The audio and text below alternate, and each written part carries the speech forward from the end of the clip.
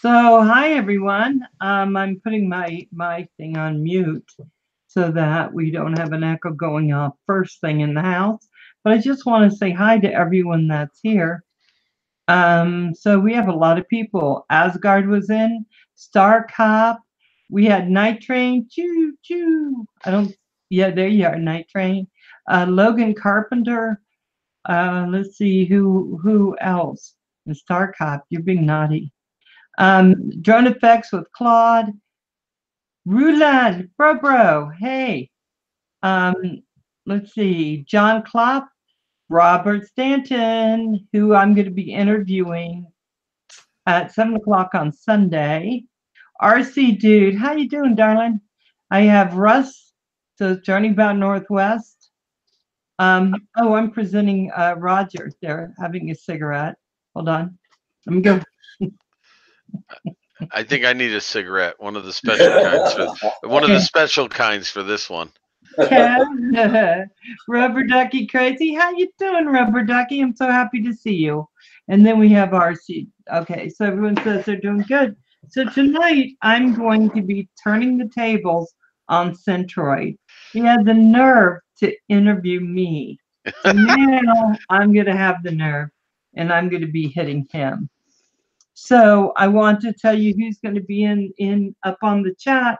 We have Roger, our in-house moderator, who's going to be doing what he does. And then we're going to have Centroid, also known as Mark. Hey, Flying Trucker. Okay, so I'm going to present Centroid. Here we go. Hey, Centroid. Hey, how you doing? I'm doing pretty good. You ready? No. But do I have a choice? No.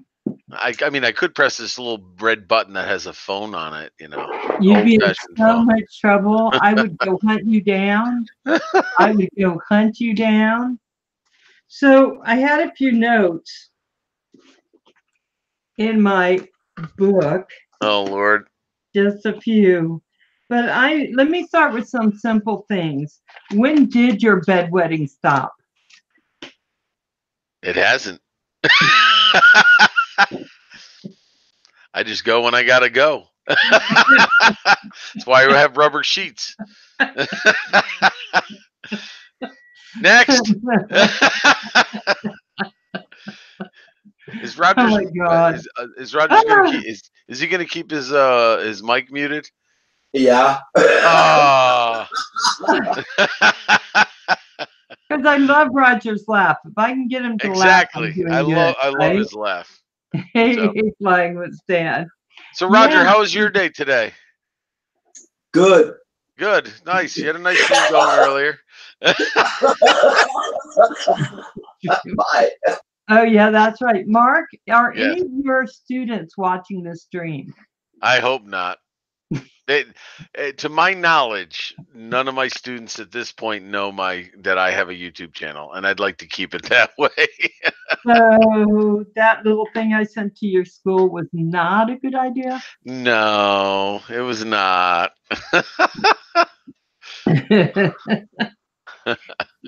So I watched quite a few of your videos today, and I'm going to tell you why I couldn't watch all of them. Was the same problem that I have on my stream, that they're all, what do you call it? A lot of them are live chats. In the last month or so, it's mostly live. I maybe post one non-live chat stream every other week, if that. So yeah, and so I would have had to be there for about I don't know, a year, getting through all of them. I did make playlists. I did make playlists though, Val, that separate them. Yeah, I did too, and then I stopped doing that. Yeah, I know it's a pain. It's definitely a pain. So okay, so remember, you're not barbecuing me. I just want to make sure. So, okay. Where were you raised? I was actually born in Connecticut in a little French town. Actually, oddly enough, a French Canadian town called Moosup. I was only there a year, but my brother and sister were there. In fact, their first language was French. That whole town spoke French. I'm the only one who doesn't. And suffice it to say, this little town in Connecticut has more people than teeth. Just to give you an idea, Oh yeah. Yeah. you'd hear banjo music. Nice, but I love my relatives from Moose Up. Don't get me wrong. It's just it was a very depressed town, but it was mostly French Canadians. My father used to work for Electric Boat. He was one of the first welders on the Nautilus, which was the first U.S. nuclear submarine. But then his Wow. company transferred him to New York. So after about a year in Moose Up, I moved to New York and grew up in a small town called Beacon, New York. That's where I was raised till I went to college. So where is Beacon, New York? Where is that close to? Okay, so if you can imagine a map with Albany and New York City Right? right in the middle in the Hudson Valley, right on the Hudson River. So I was about an hour and a half north of New York, about an hour north of New York City by car, and about an hour and 15, hour and 20 minutes from Albany. So right in the middle, right on the Hudson River. Wow. Yeah. Okay. So until you went to college. hmm So what college did you go to? I went to a very small college called State University of New York College at Plattsburgh, and I chose it because it's literally 20 minutes from the Canadian border. So I do could you be like closer. Canada? What's that? Do you like Canada? I visit there at least 4 times a year. I have relatives in Montreal still. My mother's family is still in Montreal. My father, his parents moved to the States, and he grew up in the States. But basically, all of my relatives come at some point or another from the Montreal, Quebec area. In fact, my cousin I visit is literally about, I don't know, Roger would be better at this than I would. I think he said it's about a half an hour from him. So not knowing this, I had been a half an hour from Roger, traveling there all this time. And it was Wow. astonishing when I found out he lived a half an hour away from my cousin. Oh my God. So Oh, Roger, I may show up on your doorstep one morning, just like Andrew, and I'm not talking about mhm, June. mhm. Hey, That too. I Rick hope so. Hammer, I hope welcome. so. The Life of the Helms family, welcome. And let's see, we have Drone Obsessed. I think those are the people and Glenesis. Yes. Glenesis. So, okay, so I'm kind of cutting through it really quick, but The you quicker the better. Keep decided, going. Keep going. you Faster, faster. decided to become a teacher. When did you know that's what you were going to do? I'm still figuring it out if I want to be a teacher. I haven't Are you- decided yet. Oh my God. Hi, microphones. So, That's a long story, and I don't know if you want to go into it.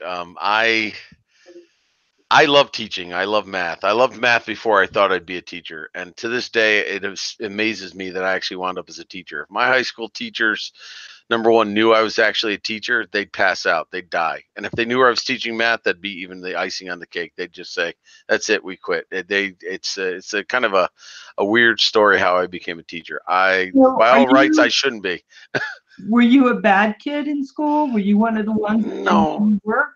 Oh, there you go. I was not a bad kid. I got into my fair share of trouble like any teenager did, experimented and got into some trouble. I had got arrested once. But no, as far as school, I hated school. I was a passive aggressive.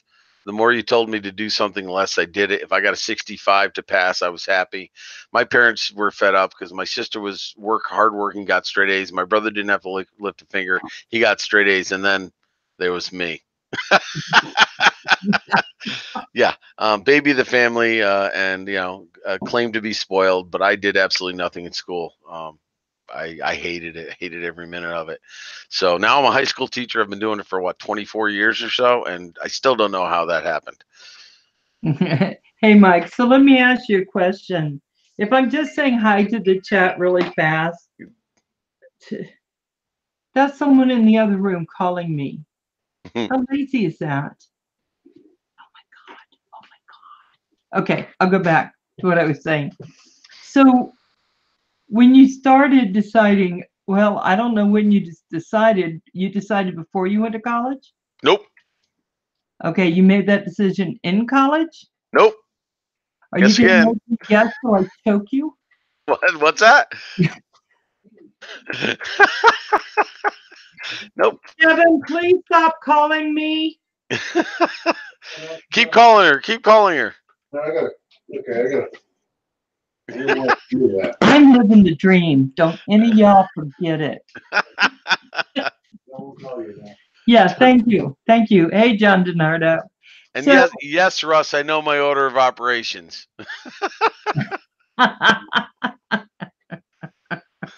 so when did you decide? Give me a time frame, Okay. just short time frame.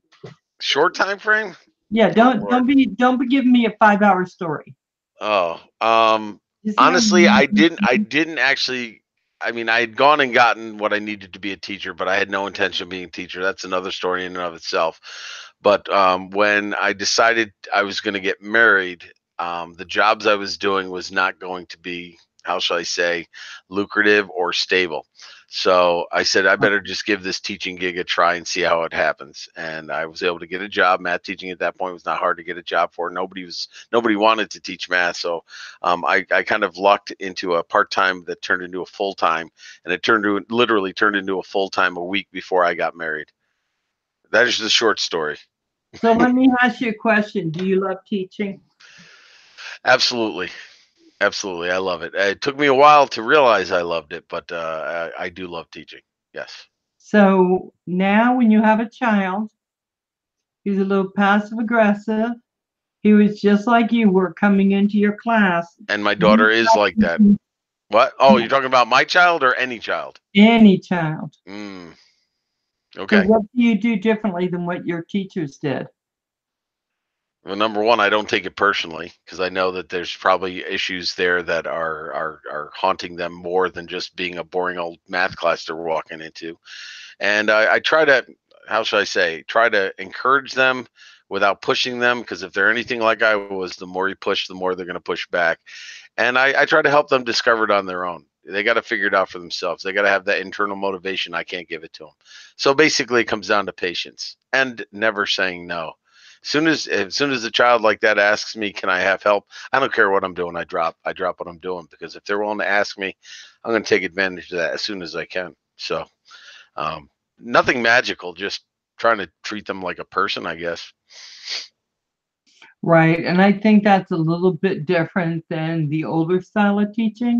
Oh I yeah. think quite a few teachers try to do this, but Mhm. it's hard to do it yearly. Yeah, I've been accused of ignoring students by doing it that way. And it may look like I'm ignoring them. I'm not badgering them. I'm not the teacher that'll call on them to make sure that, I kind of let them be. And the timing's got to be right. I don't just call on them just to get them involved. I call on them when I think they're ready, and I think they'll have moderate success, because I don't want to put them on the spot or embarrass them. So that seems to have worked. Not all the time, but I think I have more success with that than being that, hard nosed, you got to do this my way or the highway kind of attitude, because it didn't work with me. It didn't work with me. So why would I expect it to work with any kid? Well, I think you denote one of those things that, like what I do when I go into schools and I teach them about working with kids, bullies and all that kind of stuff. And we're talking about what kind of teachers are the best teachers, Hmm. right? So, and if we have those really strict teachers that are all about control, Hmm. then that that might work for a kid or two, Hmm. but then you're not giving them any space. And if Hmm. you all you do is support without having Right. control, Right. then that's just like a swamp, Yeah. working in a swamp. So Now when I'm gonna. you do both, Mhm. that is, It's hard because every kid's different. You can't treat them the yep. same. And Yeah. nowadays they put all kinds of kids in your classroom. Kids with special needs. They've done inclusion. So it's all over the place. Now I do have to answer a question. Russ is being kind of funny. He asks what 1 + 1 + 1 × 10 is. My question to him is, what base are we working in? That question has many answers. Depends on the base we're working in. Yeah, I got to tell you, Did you just whack a mole? I, there's a story behind it, and Okay. I was told this story, and so I decided to go ahead and relieve the chat of the problem that might be ensuing. Okay. Thank you. I'm just Whack a that nice mole. guy. I'm not saying he's not nice, but some problems occur, And so Okay. I just took care of it ahead of Okay. time. So I digress. I'm sorry if I. No, you're fine. You're fine. I was just hoping I could do it without it going, you did this. But there's I had to um, say something. just print it, bam. What the hell? I try to ease in when I'm in a chat. No, I don't want no. to upset anyone. Mr. Doughboy, I was thinking about you this week, Mr. Doughboy. So anyway, so so your philosophy on teaching, what's your philosophy? I know they make you answer this when you go get a job teaching. Oh, wow. Teaching in general or teaching math? I mean, I guess I'll restrict to teaching math because that's pretty much what I know. Yeah, teach math. Um, See, here's the thing in New York, if anybody, and in the United States, they have this thing called Common Core. And I'm going to tell you right now, it's a bunch of garbage. I'm sorry if it sounds political, it's a bunch of garbage. My philosophy about learning math is no different than learning a language. When you hear when a child starts to learn a language, they don't know the rules. They don't have an understanding of language. They mimic. They make mistakes, they learn, they correct, and then they become fluent. Then you can worry about talking about spelling and punctuation and grammar. I think that New York State, at least in my state, has gone backwards. They're trying to get kids to understand math before they can actually do it. I have calculus kids who can't work with fractions, can't work with positive, negative numbers. They have no skill base because New York State's worried about them understanding why things are the way they are. And I'm like, no, you got to give them the language to work with fluently. Then you can talk about why it behaves the way it is. That's my personal humble opinion. And I've had to deal with students who can't do long division, and I need that for what I do. And so I think we're backwards. So my philosophy is these kids have to have some good, strong skills with and without a calculator. And then when they have that working knowledge, then we can say, why do fractions add the way they do? Why do we do this? Why do we do that? Then they can at least have the answer and go, oh, I get it now. And this is what I do. We worry too much about them understanding. And I had a teacher ask me this once. They're like, well, you have to have understanding. And I said, okay, I'm going to ask you a question. She goes, what? I said, what's the capital of New York? She goes, Albany. I said, why? She's like, I don't know. I said, there's your reason. You know it. You don't know why, but you know it. I need the no right now, and then we can talk about the why. Right? Hey, Joan Chubb, John Denera. I just want to make sure I'm trying to keep up with it. Okay. See, I think that's the truth in most things. Yes. I want to fly a drone. I want to be good at it. But if I have to learn why it flies and all the reasons why, if you think about all the variables involved, it'd be so intimidating you wouldn't even want to touch it. It would be too much for me. Yes. Yeah. Here's saying that I'm not intelligent enough to get it as we go down. Right. Read a book, start underlining things. But have a working knowledge. I don't want to know that. Yeah. How do you take off? How do you go forward? How do you go backward? How do you go left, right? How do you turn? How do you land? End of story. And then you start off slow and you practice. Then you worry about what yaw and pitch and gimbal settings and this and that. If you have to worry about all of that, then screw it. There's no point to it. I wouldn't even want to do it myself. And that's what I'm going to say. That's one of the things that I was watching a lot of YouTubes where they go in and they start telling you all about that. And they're telling you about lift, and they're going your FC, your VT, whatever. And I was like so lost. And all I want to do is fly a drone. Now, some point, all that comes into play. It does come into play, but it doesn't mean I'm going to completely need to know all that now. Yeah, I mean, yeah, you have a very good analogy there. If I can kind of paraphrase what you're saying, the way New York State wants you to learn math now, it's like saying, okay, here's a book, here's all the electronics you need to know that are going on in your controller, so you understand when you push this rod, it does this, and this thumbstick, it does this, and this button does this, and you have to understand all of this, and what the props are, and why the props are angled and bent the way they are, and why they oppose each other in opposite ends, and you have to learn all of this so you can then go and fly. And who wants to do that? It turns you off. The throttle and have it go in the air. Yeah, so no, you push the stick, you go up. 2 + 2 = 4. Why? No, That just works for it me. does. It does. Just I trust just me, it say, does. I still say airplanes are magic, Hmm. and I'm okay with that. As Hmm. long as I Well, know that I the mean, magic will keep them in the sky, I mean, if you want that's to what go I in, want to know. if you want to go into Bernoulli's principle, I'd be glad to go into that with you. Don't kill me. Don't kill me. Don't kill me with your huge oversized brain. Just don't kill me. Uh, I got to say that that's one thing, and I'm going to come back to this when we're talking about your channel. If you can go up and you can use all the complications you can do to describe a simple thing, right? And you learn that in college and in high school. They'd have these big drawn out things that tell you why 2 plus 2 is 4. mhm. And you lose everybody by the end of that. I mean, I've thrown college papers at professors telling them that all this guy wants to do is seem smart Right. because I read Well, five chapters to tell me that people give their power away, and that's how come police have power yeah. because we give it to them. Just Mhm. say that. Yeah. Don't go with Foucault's thing. Well, I mean, Stratagem of power. Just say it. just say it. And I'll stop. I have to say one more thing because everybody gets into this, the why business. And again, I'll stop getting nerdy about math because I'm as passionate, if not more passionate about math than drones, but I need to separate that. That's why it's an interesting conversation because you're really mixing the two worlds, which I have no problem with. I have a question for you. Why does 1 + 1 = 2? Because that's the next number. Who says? Now I can show you many. Let me I tell can you show this. you. I can show you different types of math where 1 + 1 actually equals 0. But seriously, if you take 1 + 1 and equals 2, 2, yeah, no, see, I see that as 1.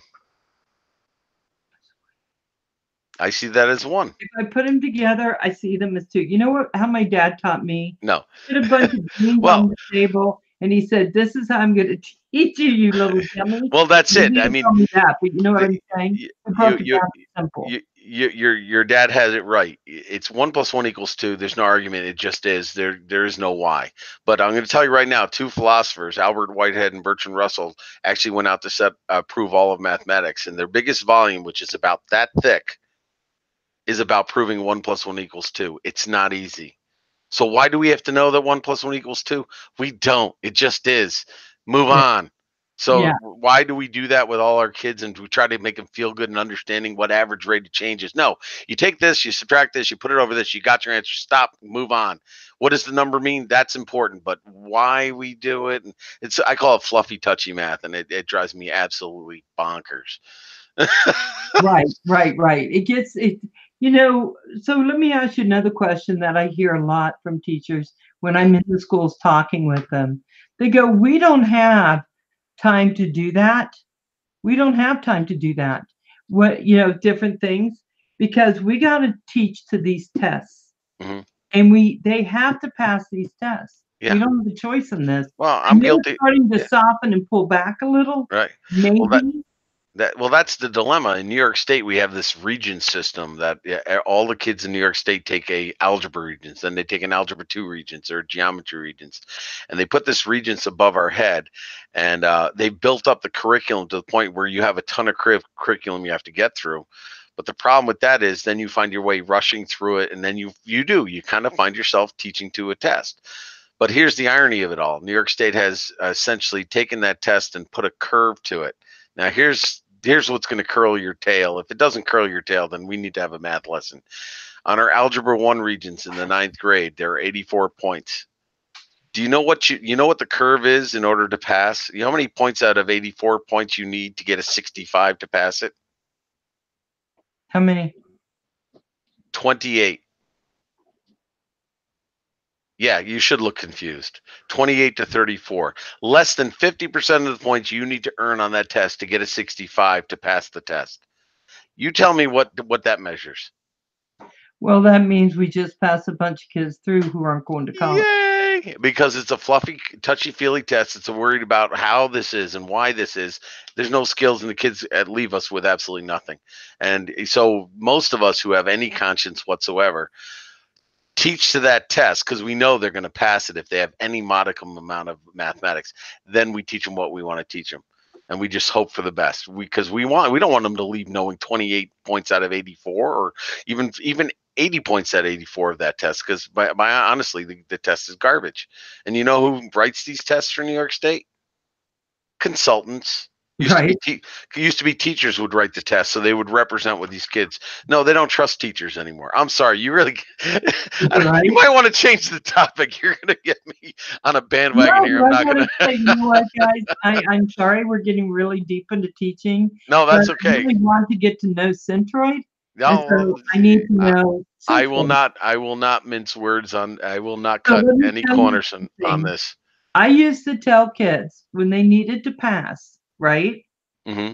I tell them because I worked in probation, I was head of probation, and I would say, show up to class, sit there, Hmm. answer questions, any you think you might know. All you have to do is get 65%. Homework, all you have to do is 65% of these kids who could not do homework would not do it. The Hmm. minute they started doing that, they were able to pass and they could start thinking, oh, I can pass, maybe I'll do a little more. But the truth is, we do not teach anymore, not really. Well, because we have to worry about the kids' self-esteem. We have to worry about this. We have to worry about that. You know, I've had calls where I've been told I made the kid feel bad. I'm like, all I did was ask him a question. They refused to answer. I said, fine. I moved on. I actually got called in because they said you put the child on the spot by asking them a question. I'm like, isn't that what teachers are supposed to do? You know, it wasn't like I'm like, hey, answer the question like he wasn't paying attention. No, it was just like, hey, do you know the answer to this question? No? Okay. Do you know the answer to the question? The kid went home, complained that I embarrassed him in front of his friends. Now I'm being called in the principal's office. And unfortunately, the principals will always take the side of the parents now. So Always. you're getting called in, not the kid. Exactly. Exactly. Yeah, Mr. Exactly. Centroid, will you come down to the principal's office, please? Now, Star Cop did say this sounds like it's getting political. I'll let you be the judge of that, I Val. don't This think is your. so. I don't look at it as political because we're not talking about the political sides and who holds what. You know, Mhm. you can put your own spin on it, but this has been teaching since I can remember when. Mhm. The minute we started the testing, and nobody, I don't care what political side you're on, nobody's changing it. No. It's staying that way Mhm. because at the end of the day, we want to prove that we're teaching children. Mhm. And this is how they're proving it. So the kids And who fall in the cracks, they stay down in those cracks. yeah, and as a high school teacher, even though I teach college level calculus and college level pre-calc or whatever, they're not really college students yet. So I know I'm supposed to be teaching math, and I do teach what I teach in math, and I'm very passionate about that. But I have to keep myself in check, and I'm also teaching them about life as well. You know, I try to give them lessons that when they leave my door, they'll remember, oh, it's not about math, it's about doing this. So I try to work on them about understanding how you think about math and solving problems and stuff. It isn't just about getting an answer on my paper. It's like, how are you going to do this in the rest of your life? You come up against a problem that you don't understand how to solve it. You're going to wait for somebody to tell you how to solve it. Or you're going to figure it out yourself and how you go about doing it.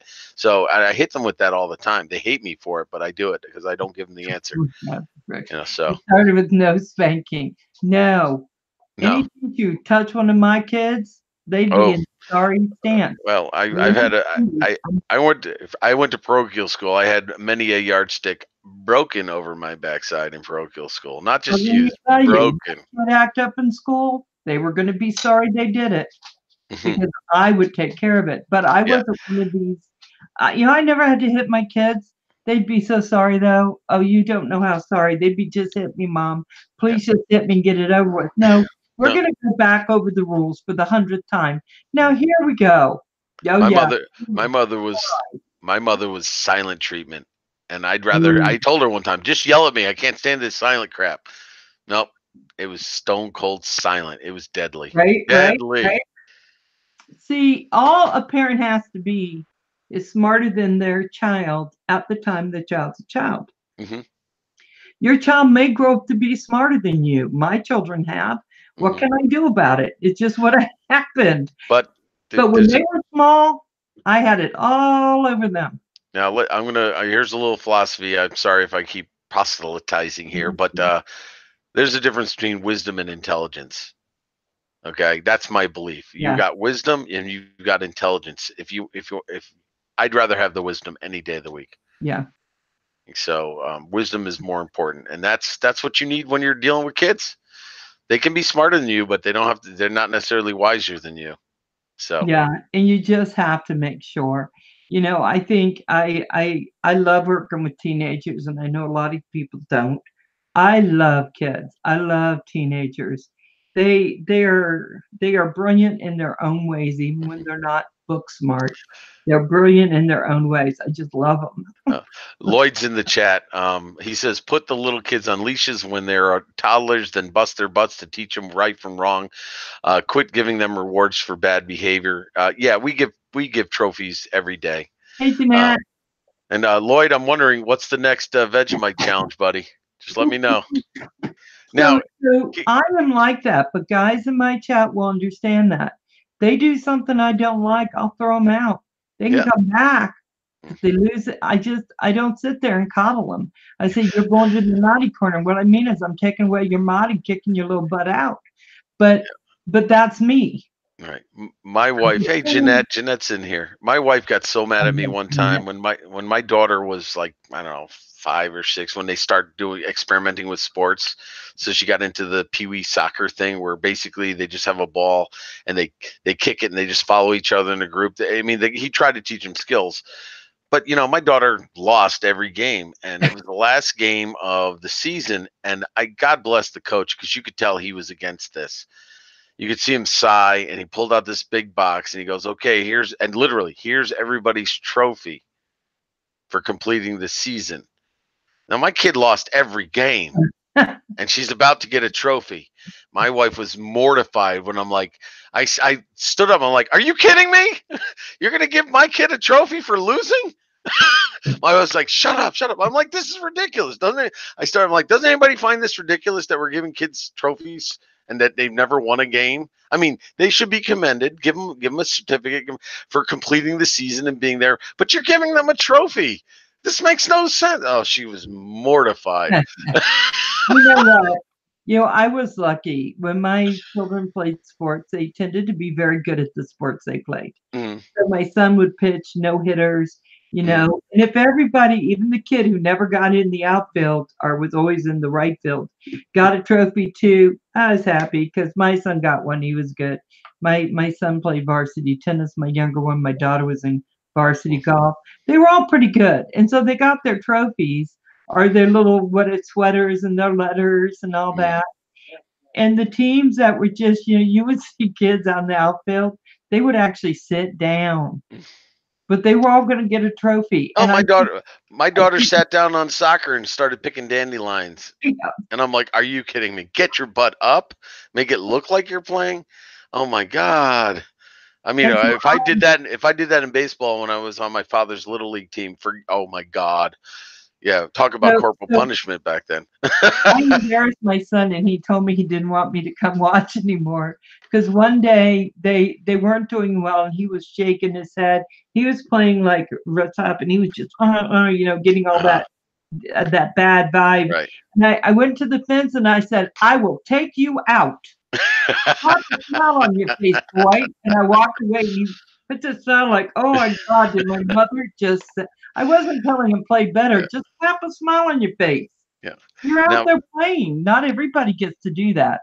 It's expensive to play sports. Now I have a confession to make, Val. As you're asking me these questions and I'm answering them, because you're getting me into some questions I didn't anticipate you asking me. I'll be honest with you. You're catching me off guard, but I don't mind them, so I don't want you to stop.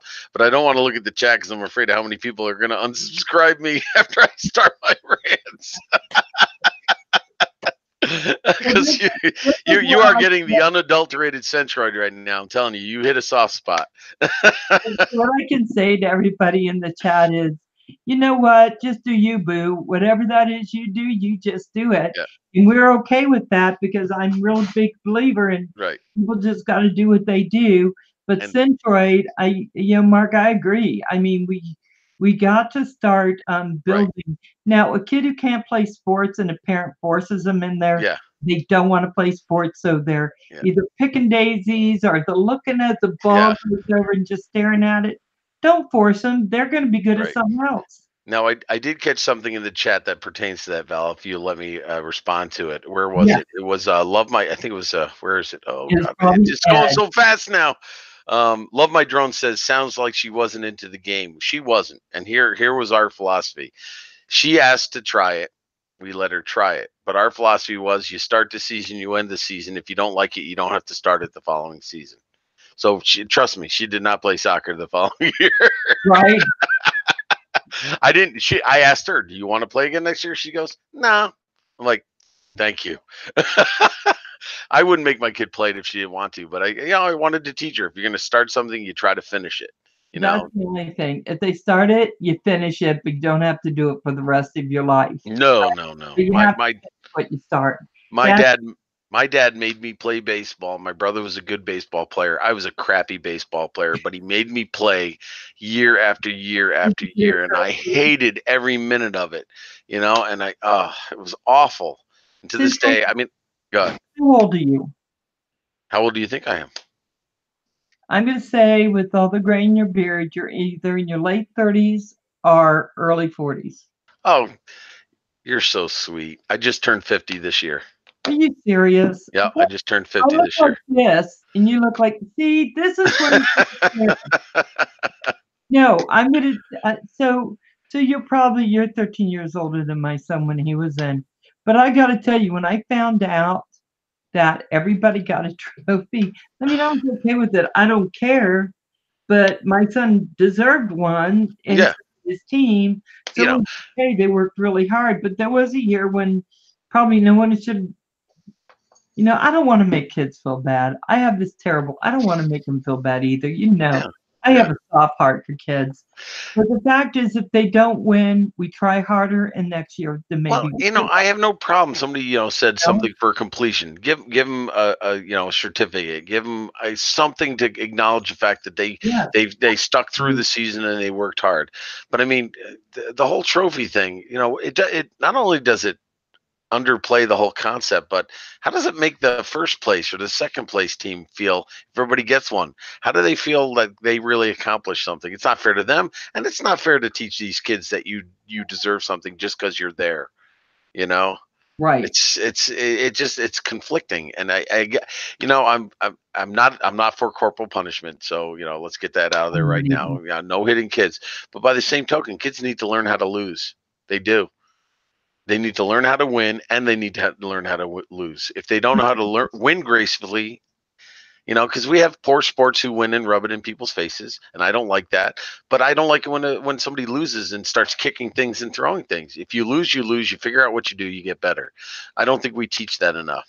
It's win at all costs. That's what I think I see. I see that in my high school all the time. So what is this? I bet it was a woman that came up with that. Came up with what? Back from the sky? Don't make me go in this chat and beat you.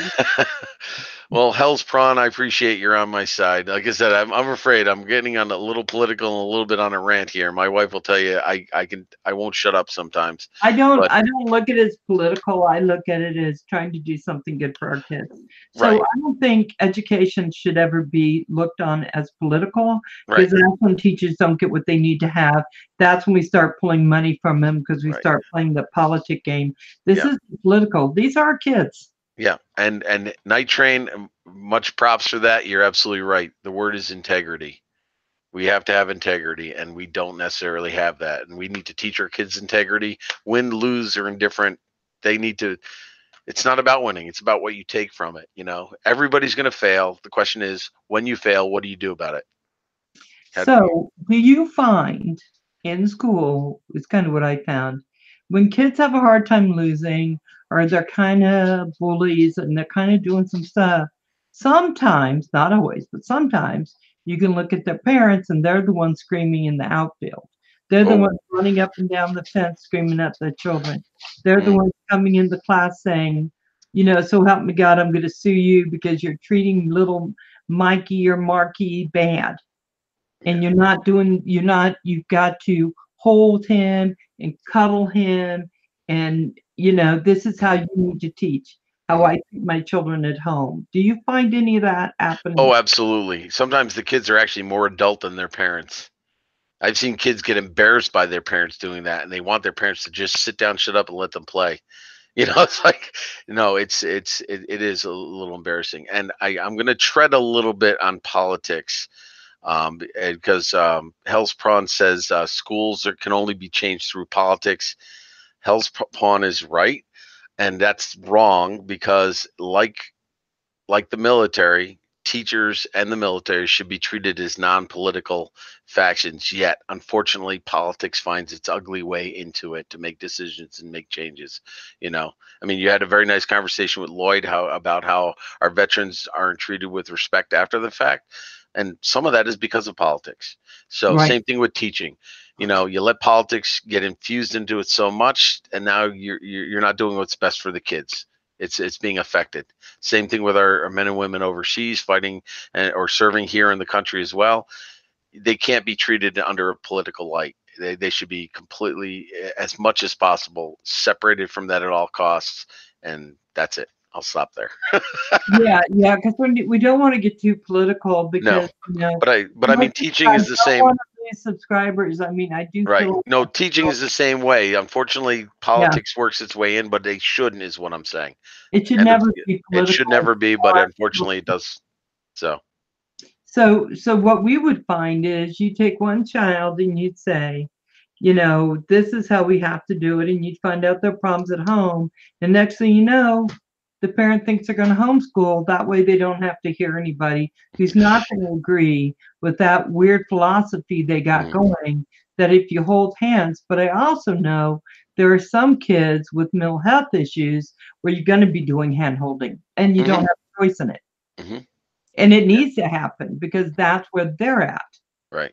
I mean, I teach. One of the jobs I have is after school, after I end my regular day, 4 days a week, I go for another 3 hours and I teach for a program that's designed for students who have been, how should I say, removed for school for multiple reasons, either through expulsion, suspension. But we have a lot of cases where they are, how should I say, phobic.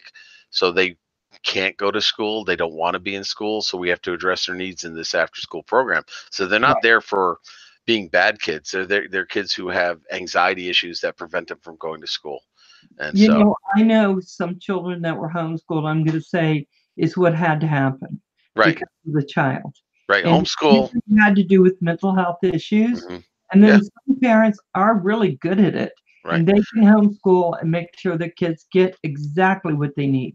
I have no Or problem some with of homes. the Yeah, schools, I have no problem with homeschooling as long as the parents know it's a lot of work, and they you know, do. and they do the work. If they do it, I have no problem with it. It's a great idea.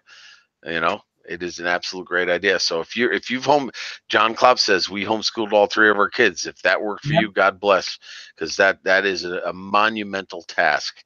I don't know if I could do it. Honestly, I don't know if I No, could I would homeschool my take my daughter. children. I would start hitting them, and I never hit my kids, but I started hitting them. I Well, could not do the homeschool, mm-mm, but the parents who actually they have curriculum going, mhm, they're making sure the kids get what they need. They're getting just a really well-rounded. But then you go to school, and there's so many distractions sometimes from mhm, the very things we were talking about, mhm.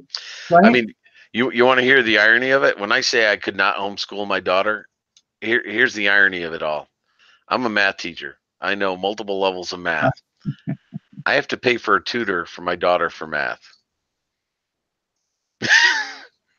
That crazy or what? I've No, tried it yeah. because here's the problem. I've been blessed with a child that is just like me. Oh my gosh. Yep. So I told you what I was like growing up. I wasn't a bad kid, but you couldn't tell me what to do. I'd sooner take the hit across the mouth than do what you told me to do. And so Same my daughter is not that bad. She's better at that than I am, but it was not a pretty sight when she and I tried to work together in math. So I now tutor to get money to then turn around and hand it to the next tutor who's going to tutor my daughter. That's right. That's right. And I gotta say, you gotta know your limitations. You gotta Oh, know. yeah, exactly. Really So quick, I want to say hi to some people in the chat. John Donardo, Mr. Doughboy, hey, tread, drone tread on me. Drone Obsessed is in the house. Drone Shot, Star Cup. Let's see, Glennesis, I think I mentioned that. Back from the Sky is here. Let's see, and I said Mr. Doughboy, Robert Stanton. Back from the Sky, la la la la la la. I know JDS is in here because I've been seeing him. I modded you. I modded you, boy. Hellspawn FPV, Infinite Flight Guy. I said Back from the Sky, Hellspawn. Proper FPV, how you doing? RC Dude is in the house. Let's see, Logan Carpenter. I don't want to miss anything. I think I saw Ed, Star Cop. I said Logan Carpenter. did you see Mrs. Centroid? I did see Mrs. Centroid. You And now should ask. you get into trouble. You should ask her about when I tried to help my daughter with math. Mm. Diana and Jeanette Pickering. Choo choo, night train. Love my drones there, yeah, darling. I see you now. Let me see. There was some RJS. How you doing? I'm glad you made it. Woof FPV. High five. Let's see. Phantom Hodges drone is in. Who is? Phantom Hodges drone. Ooh, Phantom. Hi. Lloyd Mendenhall is in the house. Hey, Lloyd. How's Judy doing? Is she doing okay? Let's see. I know I'm missing people. I feel bad. Sorry, guys. Drone Effects is in the house. Drone Effects. Nikos Polsky Ariel is in the house. Rick Halber. Hey, he's in the house. Let's see. Hey, guys, we have phenomenal channels in the house today.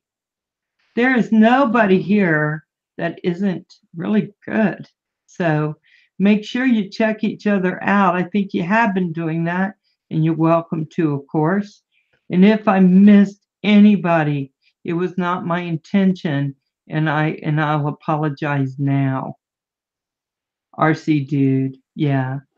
Okay. Can I make a comment? Back from the Sky has a really good point too, because I just got done. My daughter just got her license. He says it's like teaching your own kid how to drive. It doesn't always work, and I agree with that. But see, like my daughter, if she wants to learn something, she can learn it. And she wanted to learn how to drive, and she asked me, and I said, if you're asking me, you're going to listen. And she did a very good job. She even bugged me about parallel parking. We went out quite a bit. She passed her first time. When you want to do something, when she wants to do something, she'll do it. But if she doesn't like it and she doesn't want to do it, like me, she won't do it. I mean, case in point, she wanted to learn how to ride her two-wheel bike. So I went out and took off her training wheels, right? So I put her on her bike, and we're trying all the usual techniques. And she's leaning, and she fell, and she cried, and she said, I don't want to learn this. And she ran in the house, and I'm like, like she wasn't ready to learn. So the following week, I go to my wife's cleaning the garage, and I'm like, where's our daughter? She goes, oh, she took off on her bike. I'm like, but the training wheels are sitting right there. She goes, oh my God, she doesn't have the training wheels on. I'm like, no, she just got on her bike and just did it. She took that away from me. I didn't get to teach her how to ride her two-wheel bike, but when she had it in her mind to do it, she's just going to go and do it. So when she has her issues in school, which she does, she's like normal kids. Everybody's like, oh, what if she doesn't do this? She's not going to get into a good college. I'm like, trust me, she's going to be just fine. When she wants to do it, she's going to do it. She'll do it. Hey, Ricky Dove, Phantom Hodge Drone. Yeah, I think that's true for kids. I taught my son how to drive, my oldest. I was going to, but then I thought, forget it. He doesn't want me to teach him. I don't know anything. He's brighter than me. He's smart. You know how teenager boys, they look at their moms and they're like, yeah, you have nothing to say to me, Mom, anymore. And I drove with him. They came by. School actually came by and got me because they wanted to show me how my son drove. And it was horrendously appalling. He would drive straight line, and when he went to get another lane, he'd turn his car this way, go. Oh. He was terrible. They came back to the house and said, so he passed driver's ed. And I said, Are you kidding me? I said, oh, no, no, no, no, no, no. My son's there, Mom. I said, no, you put on there that he can get his driver's license after 6 months. And that's what they did. He was so mad at me. But I told him, no son of mine is getting on the road driving like that. Good for you. Good for you. My son did not. He was not loving me too much in his teenage. No, but it's not about that. It's about doing the right thing for your kid, because you know what? You're going to put him at risk and somebody else at risk. So, Yeah, that's good for you. Yeah, it's a learning lesson. It was try never to tell mom when you're doing things. Uh-huh. I think that was Right. important. Never tell mom. So I think that so now you're teaching and you're having to deal with teaching to the test. And so you're doing all this stuff. How much time does your teaching take up in a week? You probably have a 40-hour supposed work week, but how many hours are you actually spending doing that? You mean actually in front of the kids, or in school? About school. Okay. Well, our day starts at 7:35 and ends at roughly around 2:30. And I usually am after school. Now I teach right now. I'm blessed with a lot of upper level classes, mostly college level calculus and pre-calculus. And there's not enough time in a day for kids to really truly understand it. So I'll have kids after school, before school, during lunch. So rarely do I have any real downtime where I have nobody in my room. I mean, even when Roger's streaming and I have kids in my room, I'll have my own private computer going through my hotspot through my phone, so I'm not even using the school system. And I have them streaming to give them watch time. Every once in a while, I look over them, type in a comment, and I go back, because I have kids just doing work. I'm not teaching them, but I'm there to ask questions. So I'm in there at 7:30 to 2:30, and then I'll have kids till 3:40 till 3:15 if they stay after school, and then I go to the after school program till 6. So I started 7. I'm in at school by 7. So I start at 7. I end at 6. 4 days a week, and on Fridays I get home at 3:30. That doesn't include the tutoring I do at night. But I like it. I do it because I choose to do those programs. I'm not made to do it. So, well, and I think that really shows. Hey, Bill. It shows you what. Hey, Ken. It shows you what teachers actually, the ones who really want to teach, what they'll do. It just shows you. I mean, I rarely have a lunch to myself, because if a kid says, well, I need help with this, but I only have this block off, I'm like, well, that's my lunch. They're like, oh, okay. I'm like, no, just bring your lunch. We'll have lunch together and we'll work, So I have no problem with that, And I am not a fan of going into the faculty room. So if there are any fellow teachers who like to hang out in your faculty room, in the chat, nothing against faculty rooms, but mine in my school is completely toxic. What makes it toxic? The whining and complaining that goes on. Right. End of story. Yeah, Whether it's about administration, kids, parents, or whatever, politics, it's like, I don't have the energy for that. I stay in my room. I don't even know half the people who teach in my building. I stay in my room the whole time. I know the people in my vicinity. We have a pretty big school. I think we have maybe our graduating class is around 700 this year. Wow. Okay. So it's a big school. So if you're not in my hallway or right below me or right above me, I may not know your name. I mean, I'll say hi to you, but I've been in this school for 13 years now. Wow. I'm going to tell you, when I go teach at schools about restorative and how to stop some of that stuff that keeps teaching from happening within classes. I will tell you, I can always tell the teachers who do more whining than they do teaching. You always know which ones they are.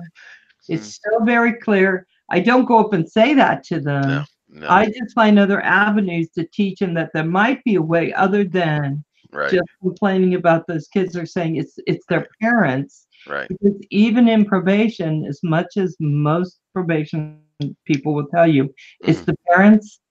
You know what? Even if it was, so what? That's where they are. You got to work with it. That's where they are. And I think most parents want to do a good job. They just don't always do a good job. I think you're right. I mean, nobody wants to hurt their kid. Let's face it. At least I don't think anybody really wants to. They want to do what's right for the kid. They just don't know what the proper avenues are and what the etiquette is or what the procedure should be. We were talking skills, right? So if you learn your skills, then when you go into parenting, you have a fighting chance. Yeah, I think so. I think And so. that's about it. But So, if you have a parent who doesn't have those skills because they didn't learn them from their parents on, mhm. then you have a parent who just they don't have them. They have to be taught them.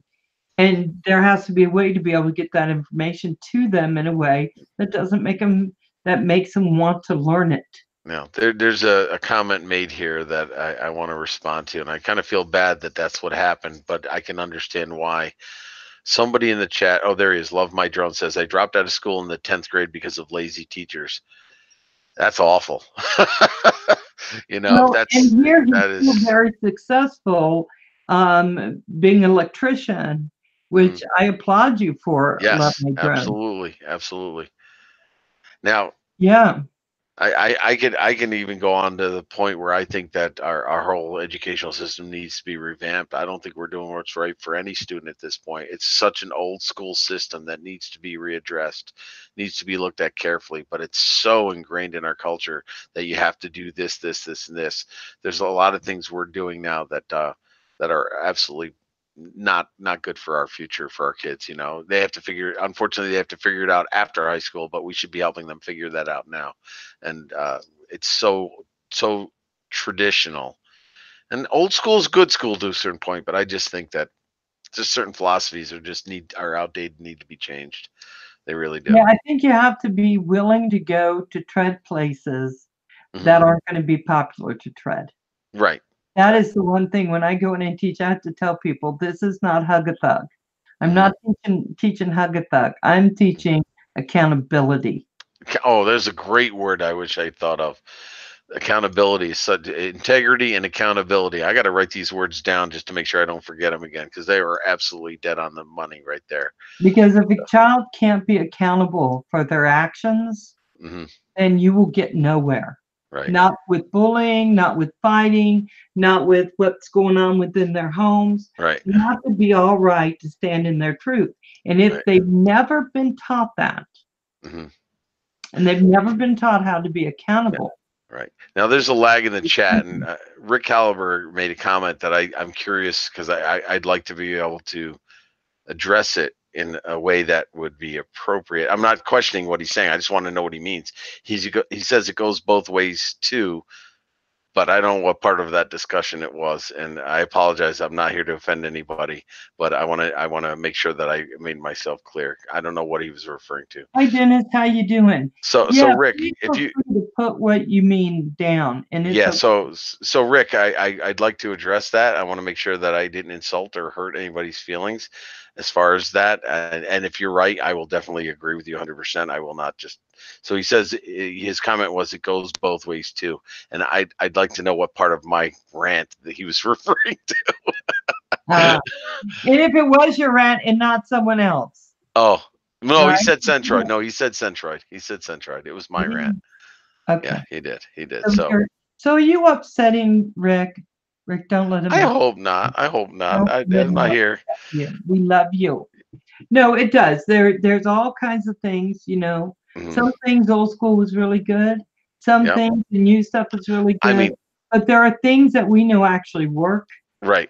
and things Well, that don't, and it can't be the fad of the day. It's well, got to be the actual things that work. I mean, here, I mean, just to be brutally honest about this, it's not like I have You this said thing. for the teachers and kids. Yes, Okay, okay, fair you. enough. And that. Okay, I hopefully we're on the same page. I get that now. Again, when I saw that, I'm like, oh, what does he mean? Am I going only one way? And well, what I wanted to say is, first of all, I've been teaching for 25 years. I don't have this down. Am I a better teacher now than I was 10 years ago? I'd like to think so. But here's how shall I say? I'm going to just say it, how insecure about my teaching that I am. I have yet to take on a student teacher. You know how teachers will bring on a teacher at a college and basically they do a practical with you and you show them the ropes and eventually they start teaching your classes. It's all part of it's kind of like your driving test for driving. You have to show that you can teach before you can get certified. I haven't had the nerve to take on a student teacher yet, because I'm like, I haven't figured this thing out yet, and you want me to teach somebody how to teach? Pick somebody else.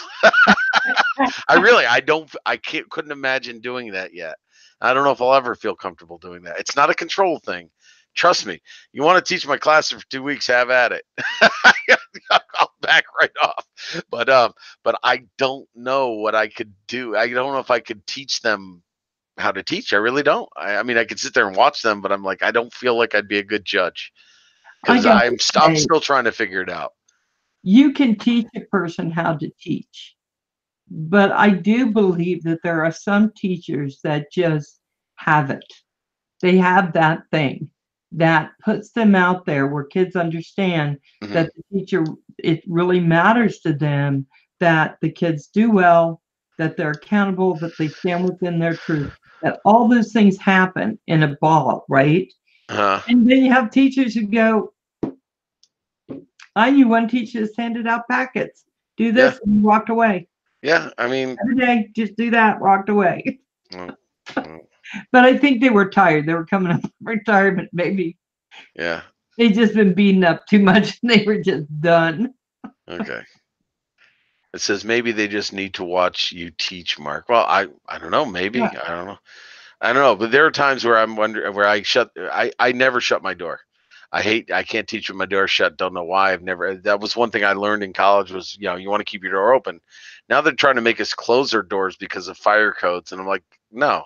You want to write me up? I'm keeping my door open. That's what I was taught, and I'll always teach my door open. But there are times where I will shut my door because I know what I'm about to say to the students it would not go over well with my math colleagues because there are certain things in math and way things are taught. And I don't call any teachers out. I'm like, listen, this is what they taught you. This is wrong. This is how I'm going to show you.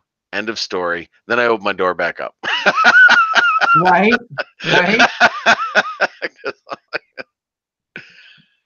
Yeah, because sometimes you just got to get there. Right? yeah. And, No, and if other people think that's not quite the right. Now, if you were in there shutting your door, beating up kids and then opening, oh I no. think every teacher should have their door open. I think it's just Oh, I mean, there's more transparency. there's especially after school when things are a bit more vacant. I mean, the Oh, yeah. saddest thing about my profession now is you can't look, say, move in any way that they can misconstrue that as any kind of anything. And I don't even want to say the words because Yeah, it just don't makes say it. me. Yeah, I But I agree. mean, I will never have a student in my room with my door shut ever, ever. If my door is shut and a student comes in, the first thing I do is say, "Prop the door open." I Except, got to the same point, and I got to the point where when I would meet with a child, I met with many, and we're talking kids on oh yeah, all kinds of kids. hmm I put a glass door in. I made them buy me a glass door, hmm put in because I thought anybody you're going to see right into this hmm had two big glass doors. And I just thought, because I'm not taking the chance either. And the things we talk about would be considered confidential. hmm Not everyone walking by should be able to know what's going on with that child. right, right. But boy, it really It's a it, shame. it gave me the willies sometimes. I mean, you can give the proverbial pat on the back, but you can't give a pat on the back anymore. Let's put it that way. You can't just say good job and pat them on the shoulder. You can't even do that. I mean, it just can't be done. And people get away with it. I won't do it because I just will not put myself in a position where anybody can misconstrue that as anything. And it's a shame because a pat on the back. Through a lot of things, Yeah. you would never know it. No. Me and one teacher took the time to help me. What? Sometimes that's all it takes is that one teacher. I had one teacher in Gaithersburg High School named Mr. Dugan. And if it weren't for him, I would have never got into college. I would have never even known how to write even a one-page report. He was my 11th grade, and he was just the right teacher at the exact right time. Right? We if we're lucky, we at least have one that was stellar. I had that in college. That's when my life turned around. How I got into college is another story, but when I got into college, I met a professor who essentially took me under his wing, and that's where it all went. So I was fortunate enough to find that. So hopefully everybody gets that opportunity. Yeah, I almost left college. I was, I've been told all kinds of things in elementary school, where teacher would just start screaming at me. And I wasn't doing anything wrong. It's just that they felt that I wasn't working and I should be. And honestly, I was dyslexic and a couple other things, and I just couldn't do it. It just felt like I couldn't get over that hump. And I had a teacher scream out, "Wrong! You don't even know what perception means." And Yeah. basically, I was telling us when we look through a lens, right? And that's the way we see it. Everyone else may see it, but it's how we perceive things. And she goes, "Wrong," and screams wrong, and Hmm. embarrassed me so badly. I walked out of the class and I thought, I don't think I can go back to that class. Hmm. And then I walked back in a couple days later and I said, "I want to tell you what you did. Hmm. Let's be clear. I get that that was funny for you, but Hmm. having that happen all through school was not funny for me. No, You can no, tell not me at I'm all. wrong. I can take that, but don't Hmm. scream it and then all the class laughs at me. I mean, what the hell was that?" Yeah, no, that's I had that same situation. I had a math teacher who essentially embarrassed you if you couldn't do certain things in your head, and that's what stopped me. I actually was a horrible, horrible math student in high school. I really was because I couldn't do things in my head, and there's so many paths we can go down with this. But I'm just checking to see how good this interview is going. You know how I'm rating this interview? By how many subs I haven't lost yet. Oh God, did I lose any? Don't even No, say that. me, not you, not you. Oh my God, every I'm like, interview I okay, lose I think I'm good. I'm people. think I'm Is good. it I no haven't more insulted count? anybody yet, so that is not my Oh, intent. see, I've already lost one. Sorry, guys. They start finding out what a liberal I am, and then they start dropping like flies. Yeah, no, I haven't lost any yet, so hopefully I keep You're it that good. way You're again. good. So, okay, I'm just like, come I had. back. I'm Yeah, gonna be. I'm gonna be honest with you. I had no idea you were gonna go into the education thing. I thought we are gonna stay drones, maybe get a little. You yeah, went we're right gonna there. start sliding into your channel, Holy but crap! I just wanted to get a really good basis for who you are and what you believe because Uh, I think teachers, I got to tell you, and I tell teachers this all the time when I'm teaching, nothing happens without a good teacher. And most teachers see those kids a lot more than even parents see the kids. So, They definitely see them in a different light. They see them interact with their peers more and different peers, not just their friends, but a wide variety. And it does paint a different picture. I'll tell you that. so sometimes they're the only home some of our kids know, Yeah, really. it's And true. so they have a lot of influence. And I think for that reason, it's very important that we get really good teachers and teachers that want to be there teaching kids Hmm. because of that, because they have our children in their hands, Hmm. right? Yeah, I absolutely. always appreciate a really great teacher. So that's why I wanted to talk to you about Well, teaching. well, I'll When let you know really when not I'll annoyed tell you. about veterans. I'll tell you what. We're gonna have to do this interview again when I become that great teacher. You are that teacher. I can tell. You know what? And you do a disservice by not having student teachers. Oh, So I've been told signing that. off, I know. high five to the face, bam. I know. I've been told that before, and I'm like, but I'm just not ready. I'll have Well, to do it. I got. Here's the thing. I think if I do the math correctly, which one would hope I could, I think I could retire with my 100% investment retirement in 6 years. Um, wow. I don't think I'm going to do it. I think I'd like to think that 6 years fine. If I want to retire, I want to retire, but I don't plan on retiring in 6 years. Nice. Of course, my wife just yelled out, "No, you don't." She Yeah. won't let No me retire retiring for you, little because buddy. that means I retired before her because she started teaching much later than I did. Oh yeah, yeah, yeah. You'll be at that desk for a long time. Yeah, it's okay. I don't mind. The day I start counting the years I have till I retire, and that's all I look at is the day I need to stop teaching. I Well, don't I want to tell be. you what, I don't want to be that teacher. It's like I got 3 more years. I got 3 more years. I all got right, 2 more years. You I'm know almost what? out. You should leave now then. Yeah, just leave before it just really starts affecting everything. But see, I have no reference sometimes for teachers. Like I walked in to teach and I saw this one guy and they told me a couple guys were a lot of guys came to the class and they were like, "Well, I'm here because I kind of have to be." And I said, "Well, of course." And I respect that. Sure. Mhm.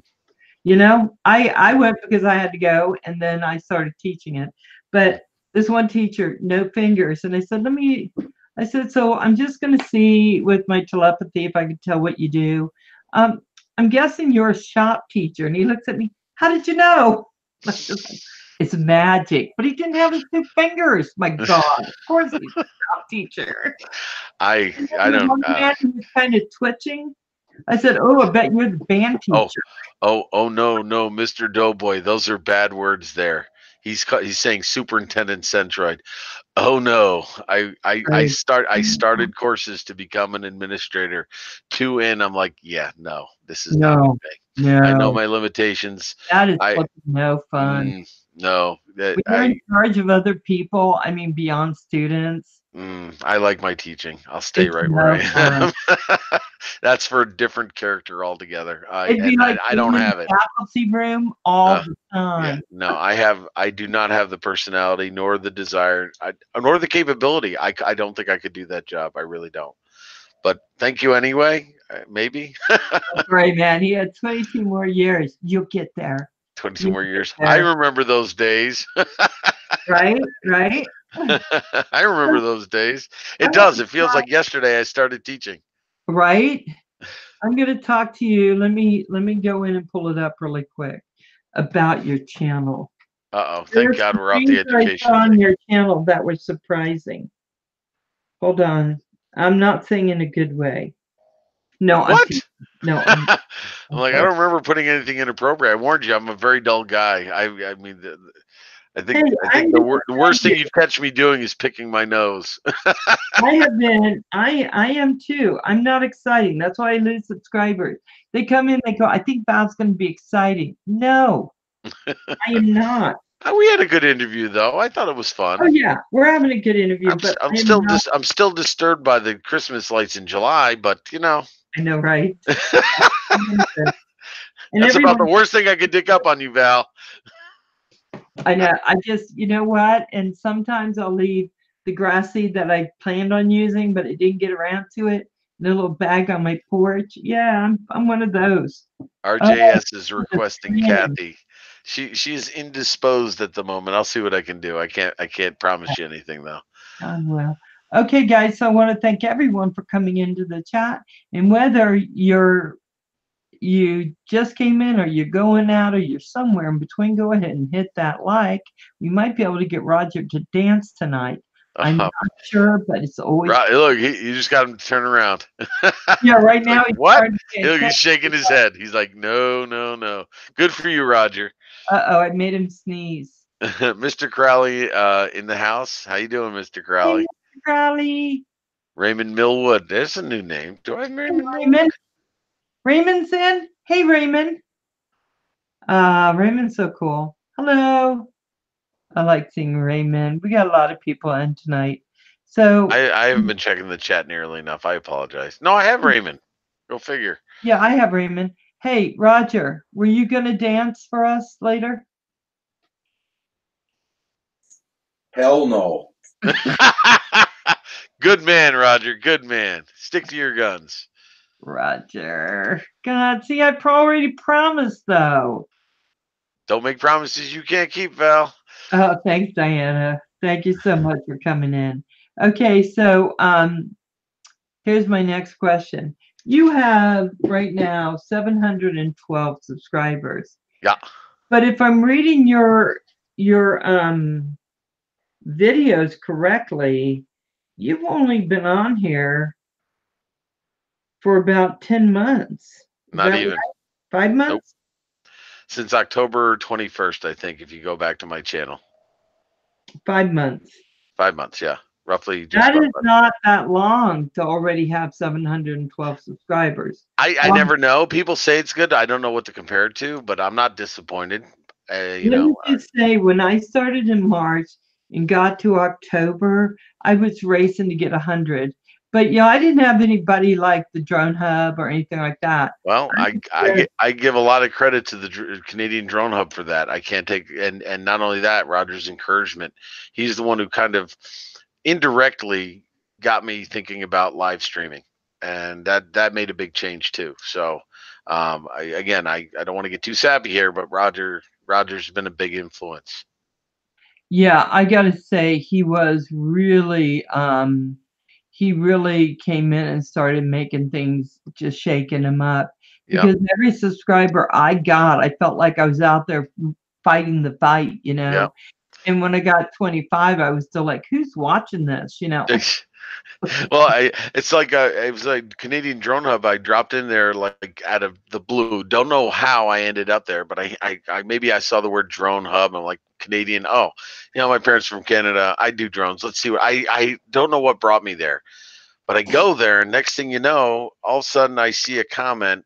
So and so, I subbed you, and it was Drone Bum. I'm doing He was my very first subscriber. And I didn't even know how to click on the little, you know, the little three buttons to see the person's channel or whatever. right. Why are you subbing me? Are you crazy? I got like 2 videos up. Why? Why? Are you crazy? And then I actually had to write his name down and then go and search because I didn't know you could do that from the chat. So I Right. looked him up and I clicked on him, and I'm like, Drone Bum. Who calls themselves Drone Bum? I'm Right. like, I was like, everything was a question to me as I'm doing this. So I watched a couple of his videos. I'm like, oh, this is kind of cool. So I made a comment and I subbed him back because I figured that's what you did. And then it just from there went and started. And then I started understanding the whole gig and you know the support stream and that you know then I realized what a wonderful community this was. Like I said, it was maybe 3 or 4 weeks I was into YouTube, stumbled into Roger's channel. Before that, I'm like, I didn't see a point. You know, I didn't even know what it was to be monetized. So I'm like, I was gonna actually delete my channel. I'm like, because I really found no use to it. It wasn't bad, it wasn't good. I'm just like, felt like it was a waste of time. Then I round up on the Canadian Drone Hub. I'm like, holy crap, there's a lot of people here like me. And I just said, okay, let me give it a little while. Next thing you know, I got sucked right in. So I can't complain. The community's been very, very good to me and to each other. I can't say just to me. It's just wonderful. I love it. Well, So, blame me for your addictions. Okay. Yeah.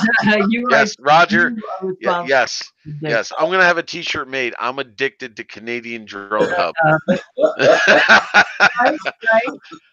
I mean, Canadian Drone Hub is my crack. You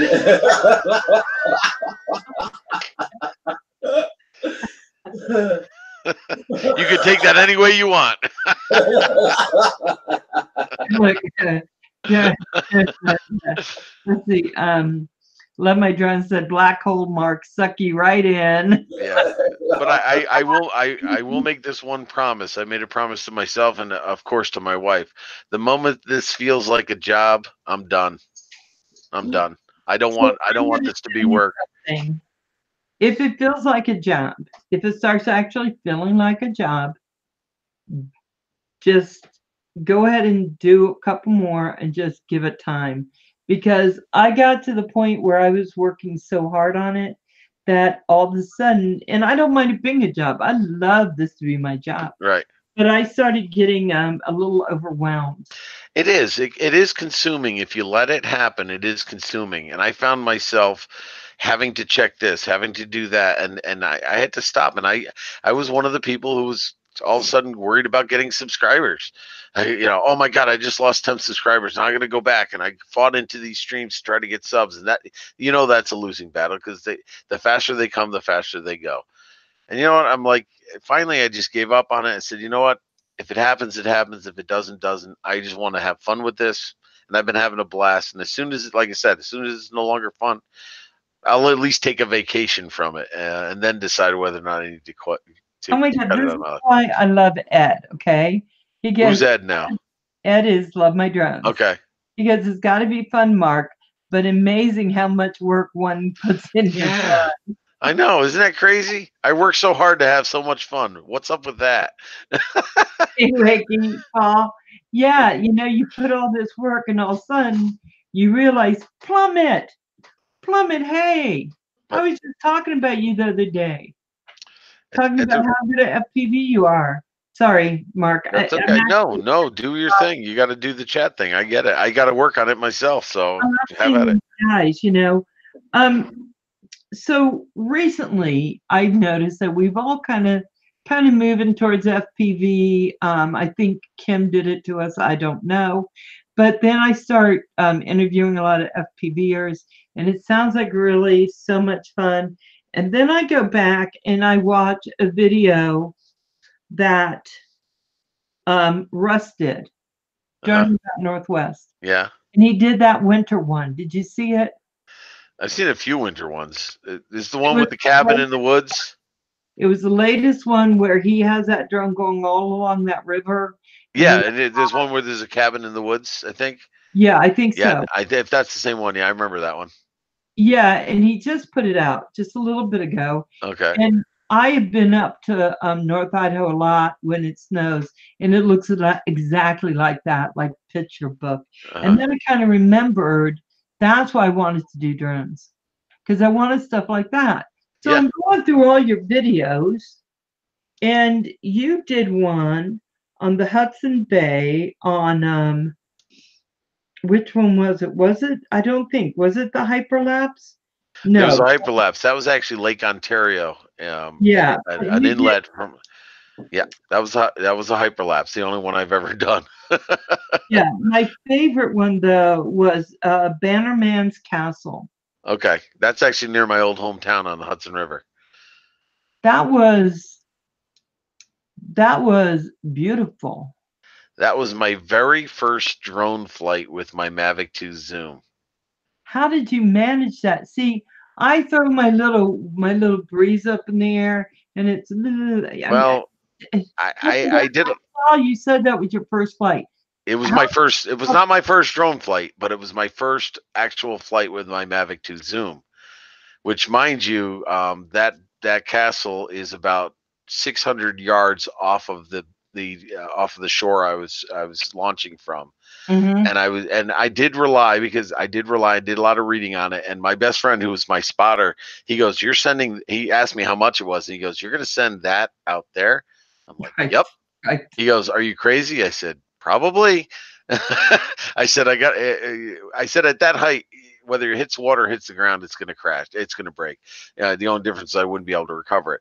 So I did a lot of research, did a lot of watching videos on how to do point of interest and how to do the orbiting and stuff. And I even did a dolly zoom at the end from doing all the reading I had. It's not like I had it done right. There was a lot of fumbling with the controls, but I got it where I needed it to go, and then I got it into doing it. So a lot of that was not manual flying, so I got to admit to that. But I anticipated that because I was new to that drone. So I was relying on the smart modes for the flight of the drone. So yeah, don't be too impressed by the piloting, and it was a lot more experimental. But it was a risk because I'd flown it 600 yards away from me over the Hudson River. So So explain 600 to me yards might be again. exaggerating, maybe 300 yards. So explain to me again why I shouldn't be impressed with that. Well, because I wasn't controlling the bird that much. You set it on, they have these smart modes where you Right. essentially tell it what it needs to look at and how big of a radius you want it to go. You hit a button and now it's just going to do a circular pattern around and keep the camera trained on it. So I don't have to fly the bird when it does that. I just have to be ready to stop it and bring it home if there's a problem, which I'm there poised with my finger over the X button to stop it if I Right. needed to. Because So, I would be too if I sent a Mavic 2 Zoom that yeah, far out so with me. I mean, at this point, I'm comfortable. I could go out and do that, no problem. But my first flight over the Hudson River, I was gonna let autopilot do as much work as possible. Well, and I don't think that's a bad thing. I mean, No, I was happy with it. oh, hey, Inner Palace Mind, Wakey, RJS. I'm just looking at the people that I'm seeing right now. Because when I was looking at it, I thought, what a beautiful way to do it. And I wouldn't have known that you were doing a lot of autopilot. But you know what? If I did something like that, I don't think I would care. No, and people can pick up. It was my first flight with it. And I don't get a lot of chance to go down there. I knew that was a particular thing I wanted to do with my drone, and I'm about 4.5 hours from where I grew up, and my best friend was down there. So it's not like I get an opportunity to go down there that often. And so when I was there, I wanted to make sure if I was going to do it, I really only had one shot this year to do it, and that's when I did it. So I didn't want to have to wait another year just because I didn't know how to fly the damn thing. Right. So I mitigated all the risk I could from having to go down there again. Because do you have a Phantom 3 or did New. you have a Typhoon? Yes, my first drone is actually a Typhoon H. And Okay. it's a beast to lug around, and I like it. Don't get me wrong, I love it. But for portability I feel more comfortable with the Mavic 2 Zoom. That is my usual go-to. Anywhere I go, I usually bring both drones just in case. But I have a tendency of pulling out the Mavic 2 Zoom first. Yeah, yeah, because when you did that flight, and then I was looking again at Russell's, all I could think was I need to get myself a Phantom 3 because I know they do good flights too, right? Hmm. And I Yeah. thought maybe that was something I could afford, but they're not No, down enough. no. The Spark has these smart modes on them too, I think. I Well, think they use the same app, if I'm not mistaken, and Roger can attest to it. That has the point of interest and the follow me and certain things like that, I think. But you don't have to go that expensive for it. I think the only thing you sacrifice is a 4K versus a 1080p. right. I've been watching some of the video Star Cop, not Star Cop, Sly Dad. He said something about people not really talking about the camera drones as much. Everybody's already heard me going on and on and on about this, that I'm going into FPV, and my goggles are on the way, and I can't wait to try full blown Oh, you're FPV. gonna love it. I know I'm gonna love it. Trust me, I know I'm gonna love it. But I find it hard to think that I'll never pick up my video drone again. I'd love getting the high shots, the cinematic shots. I mean, I'm gonna infuse that with hopefully FPV at some point. But it's I don't think I'll ever get. I hope I'll never give that up. I like it too much right now. So like I said in my one of my videos, I said maybe I'll just be the ambassador between the two worlds because I want to do both. I don't see myself just saying, okay, I'm going to sell my video drones. No, I don't want to do that. They're both so, in my mind, such different style, takes different skill, both equally great, I think, for And me. it's a different mindset. And I don't know if people thought I was crazy, but I'd been working on these simulators so much, and I've been messing with the tiny whoop that Drone Pool sent me. I haven't posted it yet. It's another video I took of a river here in central New York, and when I brought it home and I watched the footage, and it was all done by hand. I didn't do any. It was all. I found myself capturing the smoothest, less jerky video I've ever caught before in my life. And I think because of what I'm learning with FPV has translated into being more, how should I say, gingerly on the controls with my video drone. So things don't have that quick snap back and forth like they used to, and I'd have to edit it out. I actually see nice smooth transitions and movements now. And it's because I don't slam those sticks, and you can't if you do FPV. You got to do nice, smooth, subtle movements. For most of the part, Right. it's to just stay in control. I mean, I'm sure that if you get into the acro and do the flips, you're going to be doing something different. But to just stay stable and going forward, you can't make quick movements. It's got to be soft and gentle at first. And I really think it's making a difference. You know what, Ed? I think this is what Ed is saying, and I think that's true.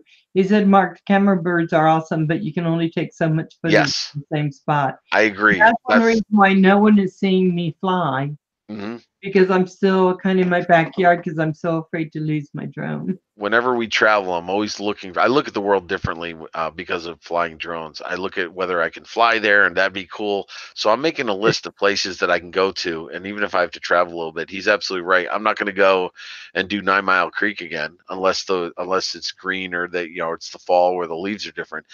I'm not going to keep posting videos of the same thing over and over again. So he's absolutely right. A FEV flight is a different flight each time. That's why I'm doing it, because I want to be able to I want to keep flying, whether I'm doing video or not. I want to keep flying, and so he's right. And I don't want to keep putting videos up just to put up videos.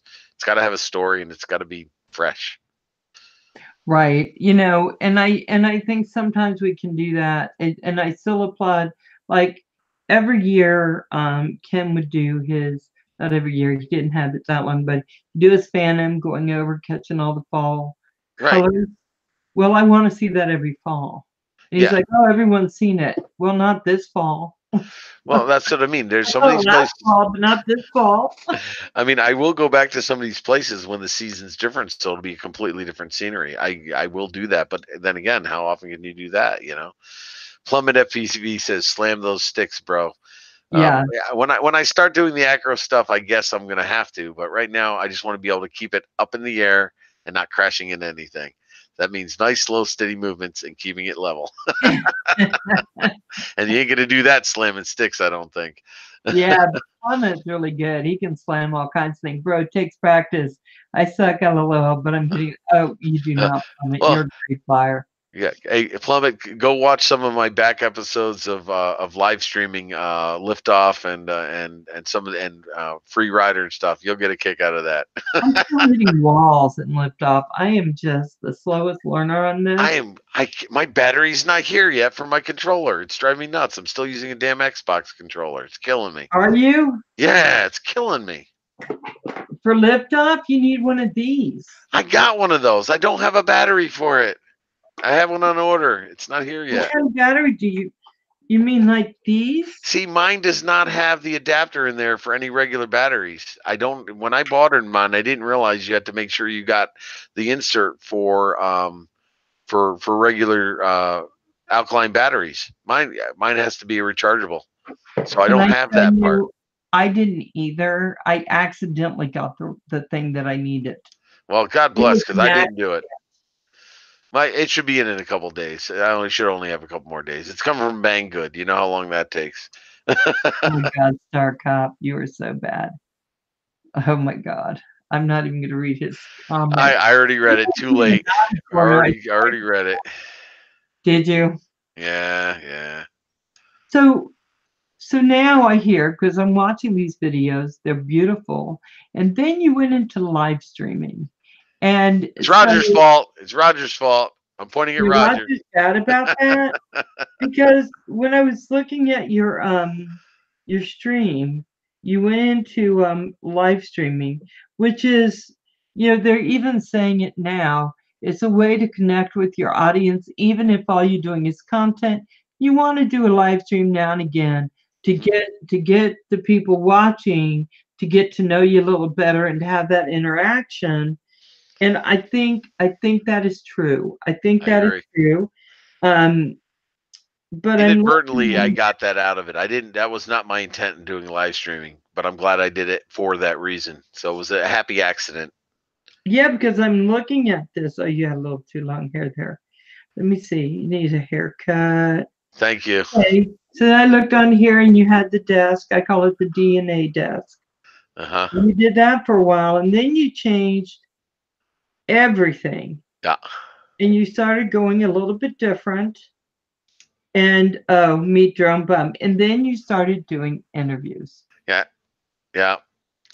So what made you decide to go from camera drone, doing one or two reviews, not a whole lot, talking a little bit about logbooks 107 type agenda, and then going into live streaming? What made you make all those transitions? I don't know. It was random because I was still trying to figure out my niche to all this. What am I going to do with my channel? I mean, yeah, it's about drones, but where am I going with it? I had no idea. So it was more of an exploratory thing. So I'd watch Canadian Drone Hub, and then I would bounce to other channels. And I'm like, what's up with this live streaming thing? And I got a little curious. And here's I don't know. Here's the irony of it all. I teach for a living. I talk in front of kids, but honestly, I never was comfortable talking in front of people, let alone standing in front of a camera. And so it was kind of like a challenge, call it a bucket list thing. I said, you know what? I don't really want to do this live stream thing, but let me give it a go. And I remember the first time I hit start streaming, my palms were sweaty.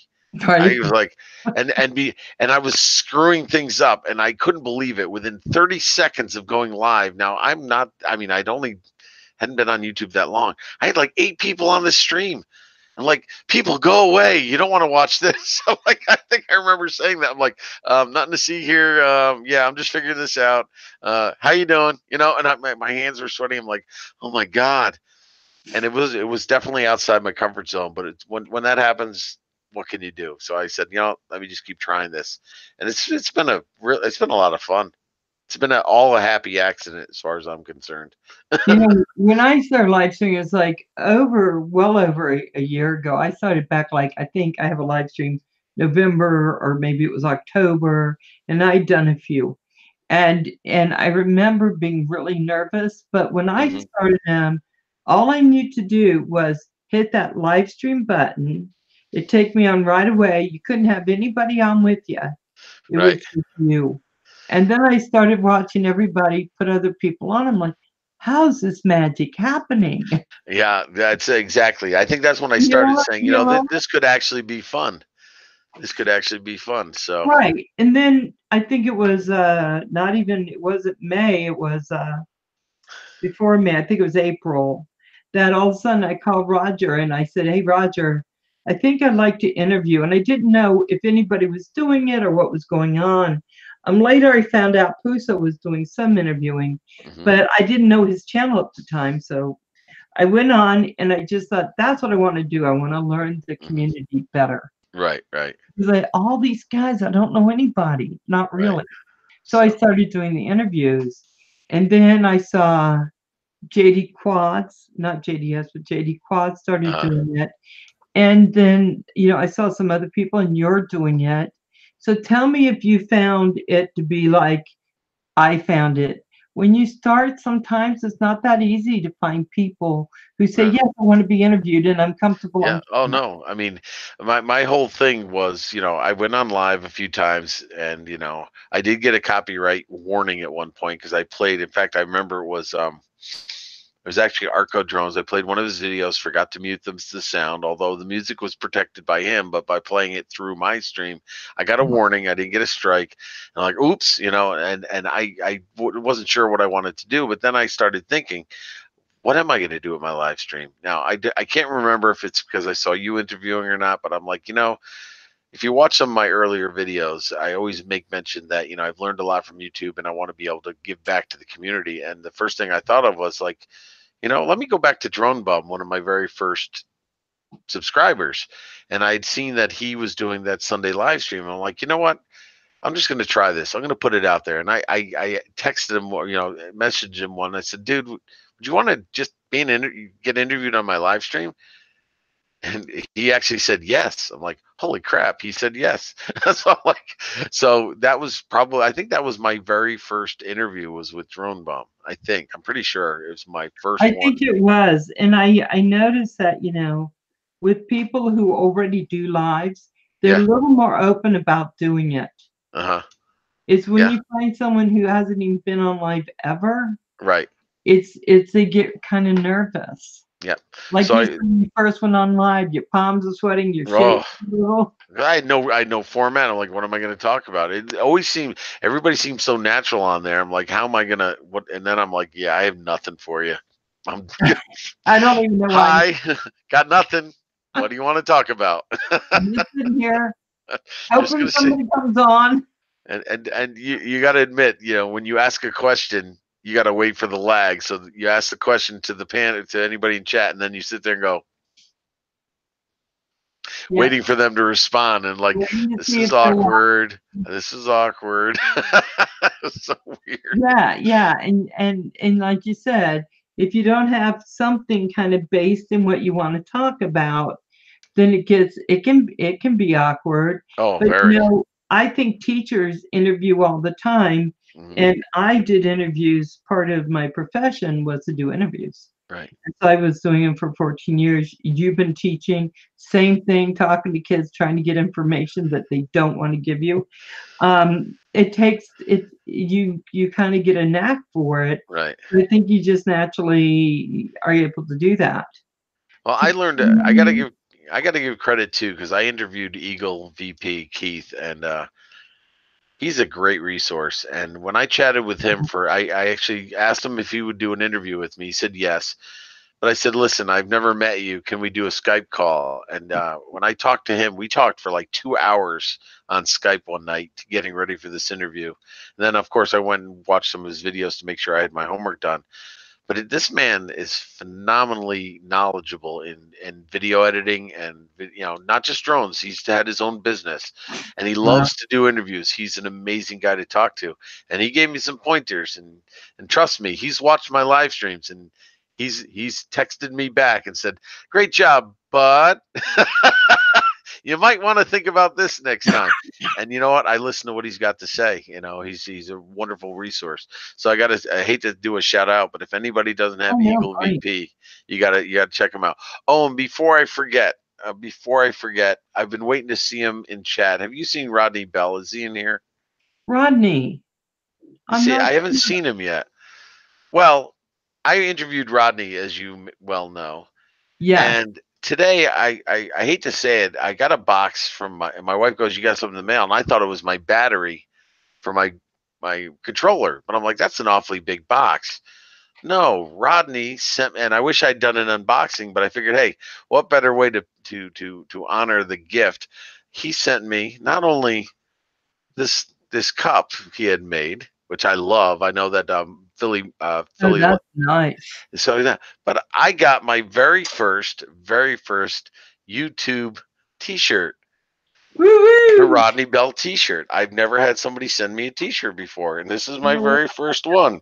I am extremely honored to have gotten that. So, oh, don't worry, he's got one coming for me too. But I think they're crossing in the mail. I think we're just surprising each other or something. But yeah, I thought that was very nice. I did that's not expect very that. nice.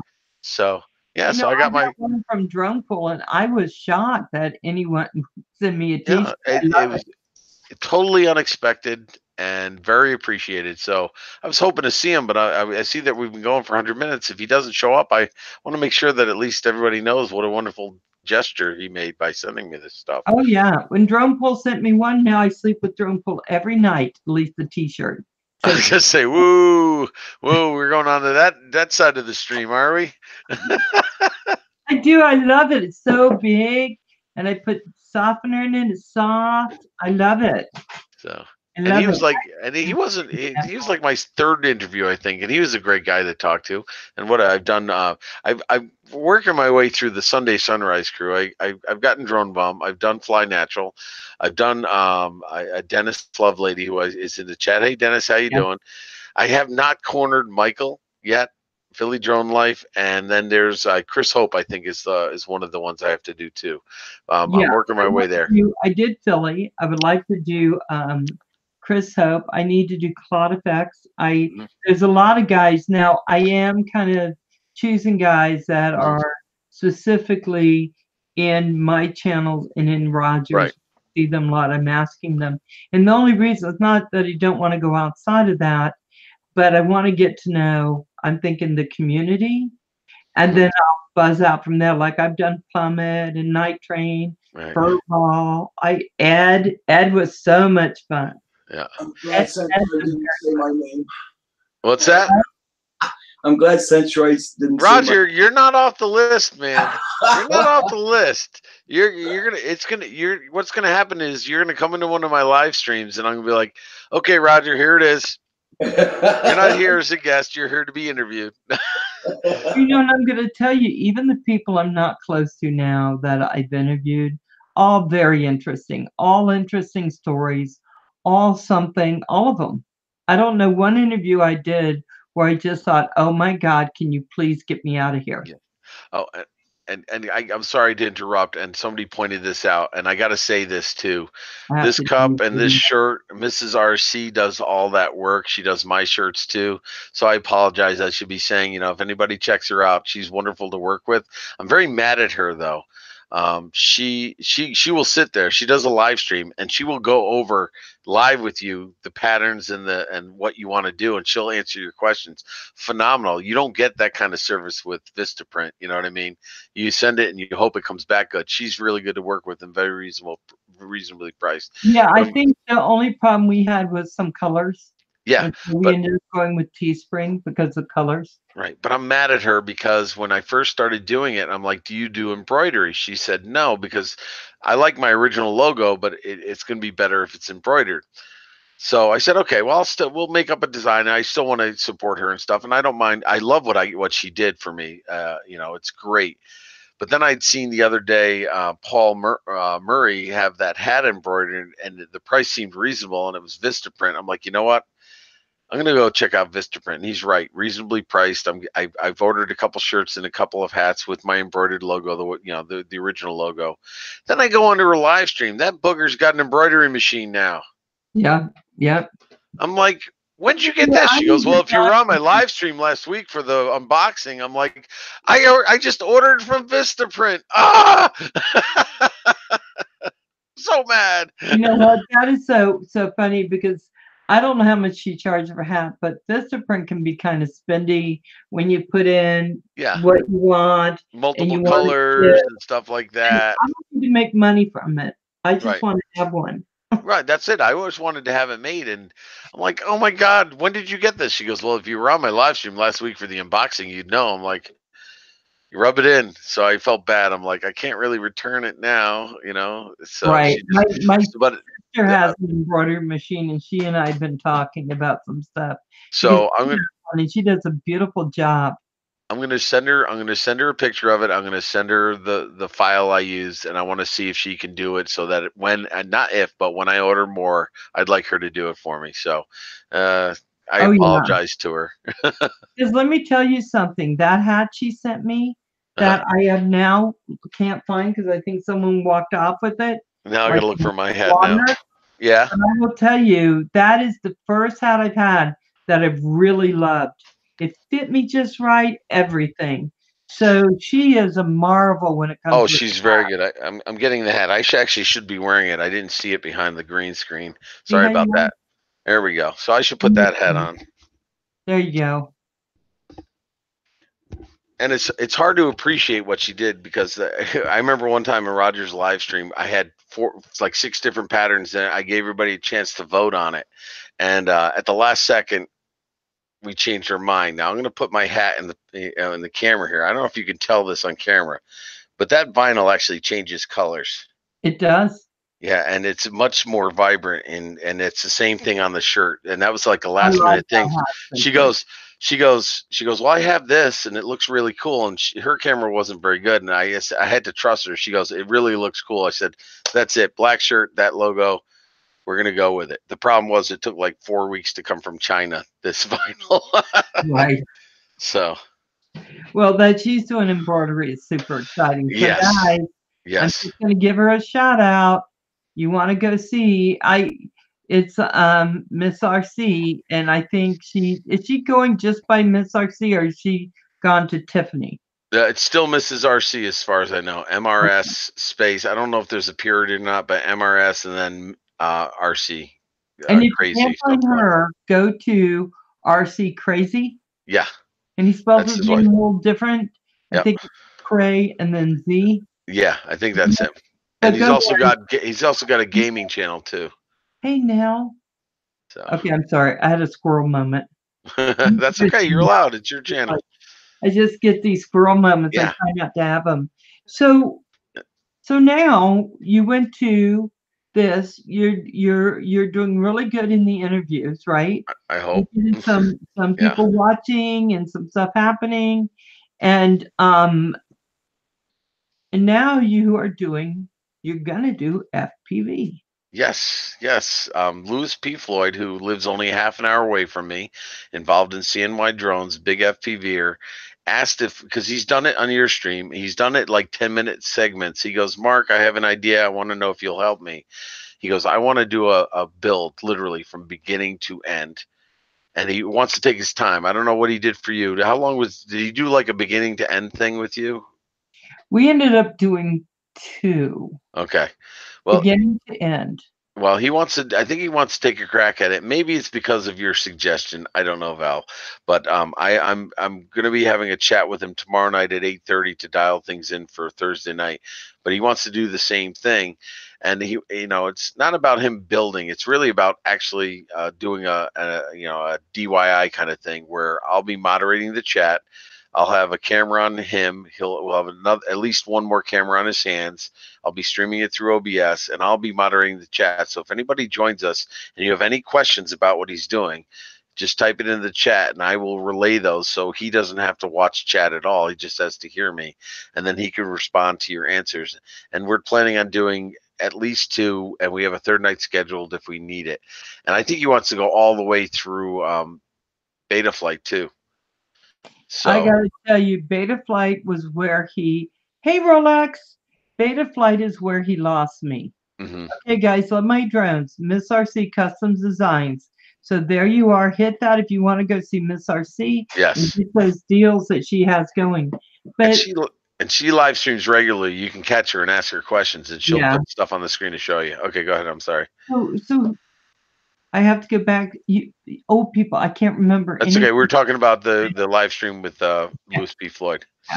So I talked with Kim because I really want to build a whoop.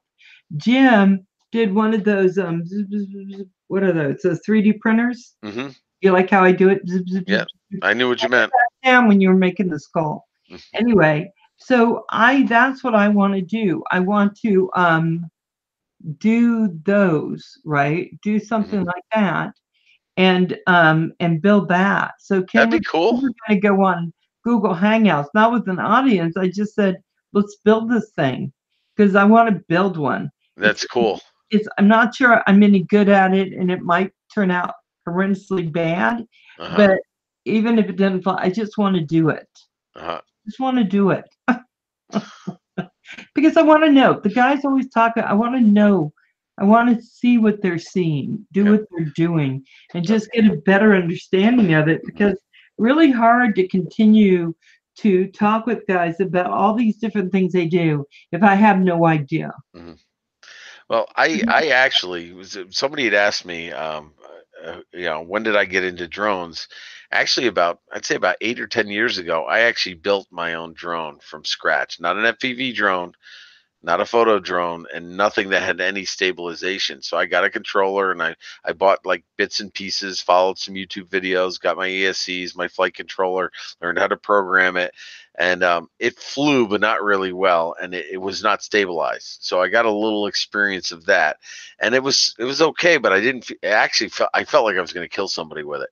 It was so loud and so powerful. It was, I don't know, it was about 2 feet in diameter, and the props were huge, and the buzzing that came out of it, and I actually scared me, and I put it away for a little bit, and then I completely forgot about it. And when I started getting into drones again, I said, you know what? Maybe I should buy one first. Right. Hey, Rick Halber, he's back in the house. Hey, Kim, what are you talking about? Did you have a fire? I'm not going to have a fire. I'm going to build. I even got a solder. I'm just going to learn how to use it. So when you went, so you're doing FPV now, and that is coming on May 21st. Is that correct? Yes, the dates are, I have them right here because I can't remember.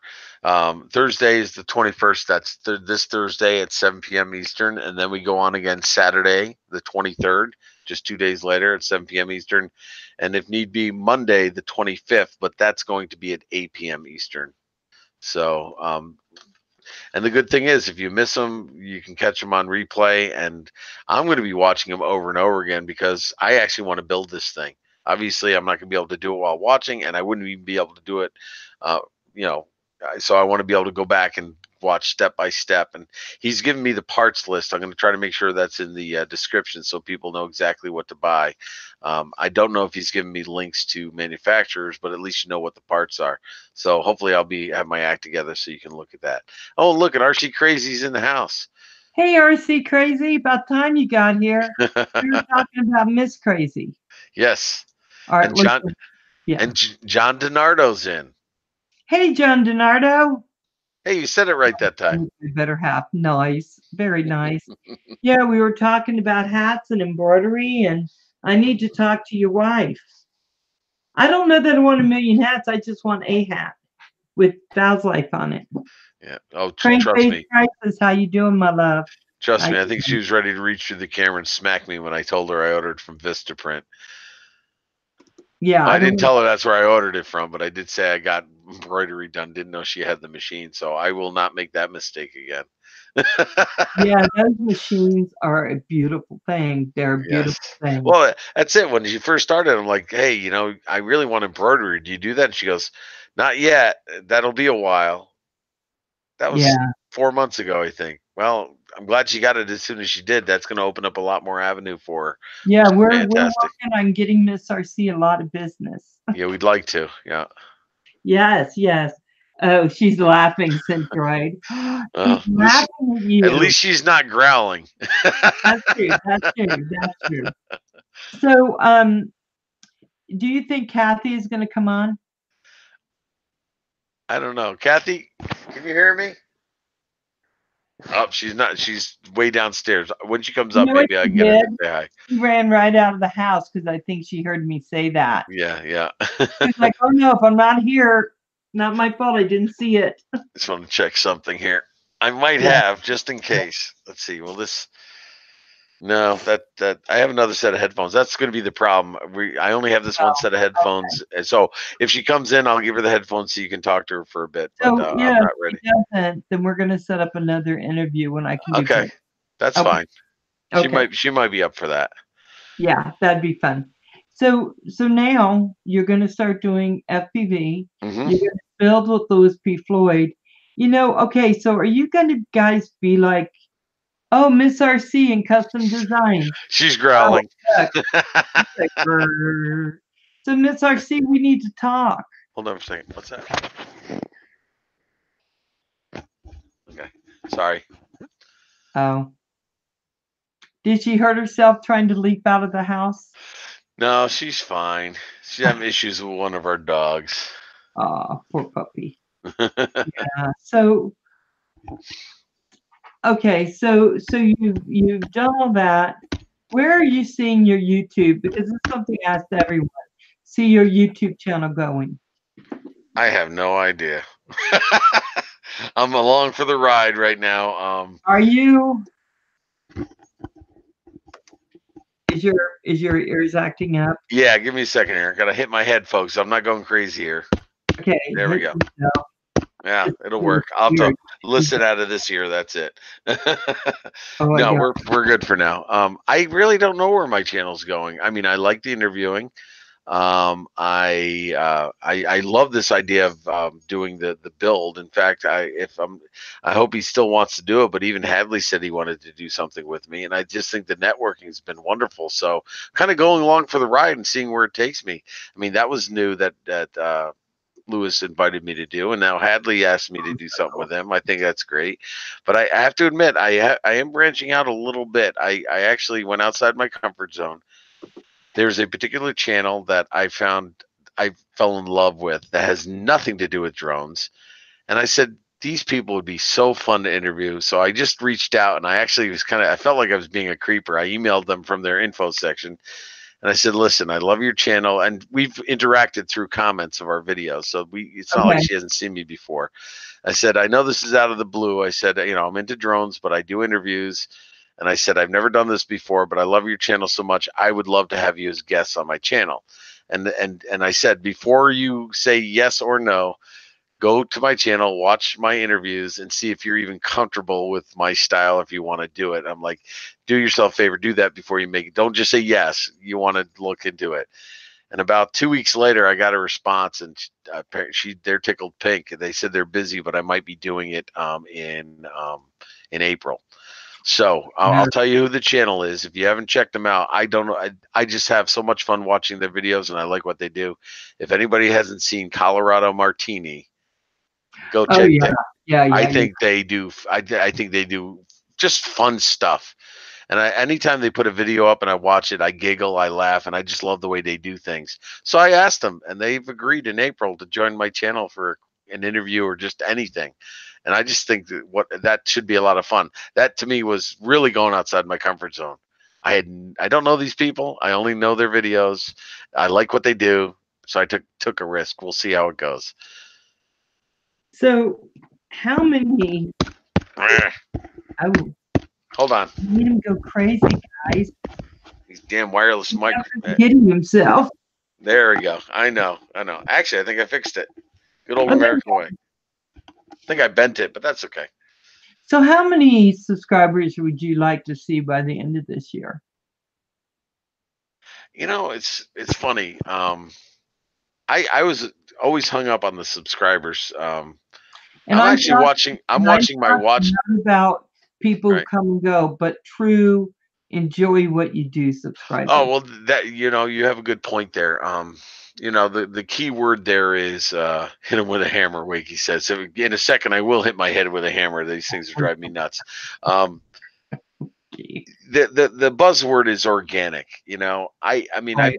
I've been to channels where people sub you and you sub them back and you ride the wave, go up and down, up and down, up and down. There's Louis P. Floyd. Hey man, how you doing? We've been talking about you, Lewis. Yeah, that's let's put it this way. I'd sooner, and monetization, if it ever happens, it happens. I have no problem with going that route. But I'd be happy with 100 subscribers who are willing to come and watch my stuff and give good and bad criticism. You know what I mean? If there's something you like, great. If it's something you're like, oh, you could have done this. I want people to just like what I do and sincerely like it, or give me suggestions of how I can improve. I'd rather have 300 of those subs than 2,000 subs or 10,000 subs who don't do anything. So it may sound sappy, it may seem a little, wishy washy. I mean, yeah, would I like 1,000 subs and 4,000 watch hours? Sure, but to me, You're what going what to get them. You're going to get them because live streaming kind of affords that a little bit more. yeah, So it's coming, but I guess I'm like you when I do the interviews, I'm hoping it makes some people happy and they yeah, like watching it and it's provides value. yeah. Because that's the one thing I think, when I talk to Roger, I'm telling him, boy, I just don't know how much value I'm giving out there. And, when I do the interviews, you just don't always know, but you hope it's some value because that's Well, when people would come back. it may sound narcissistic, but if I know that I'm making somebody happy, smile, or it makes them feel good that they like what I do, then I'm tickled pink. I don't have to get paid to do that. That to me is the intrinsic reward all in of itself.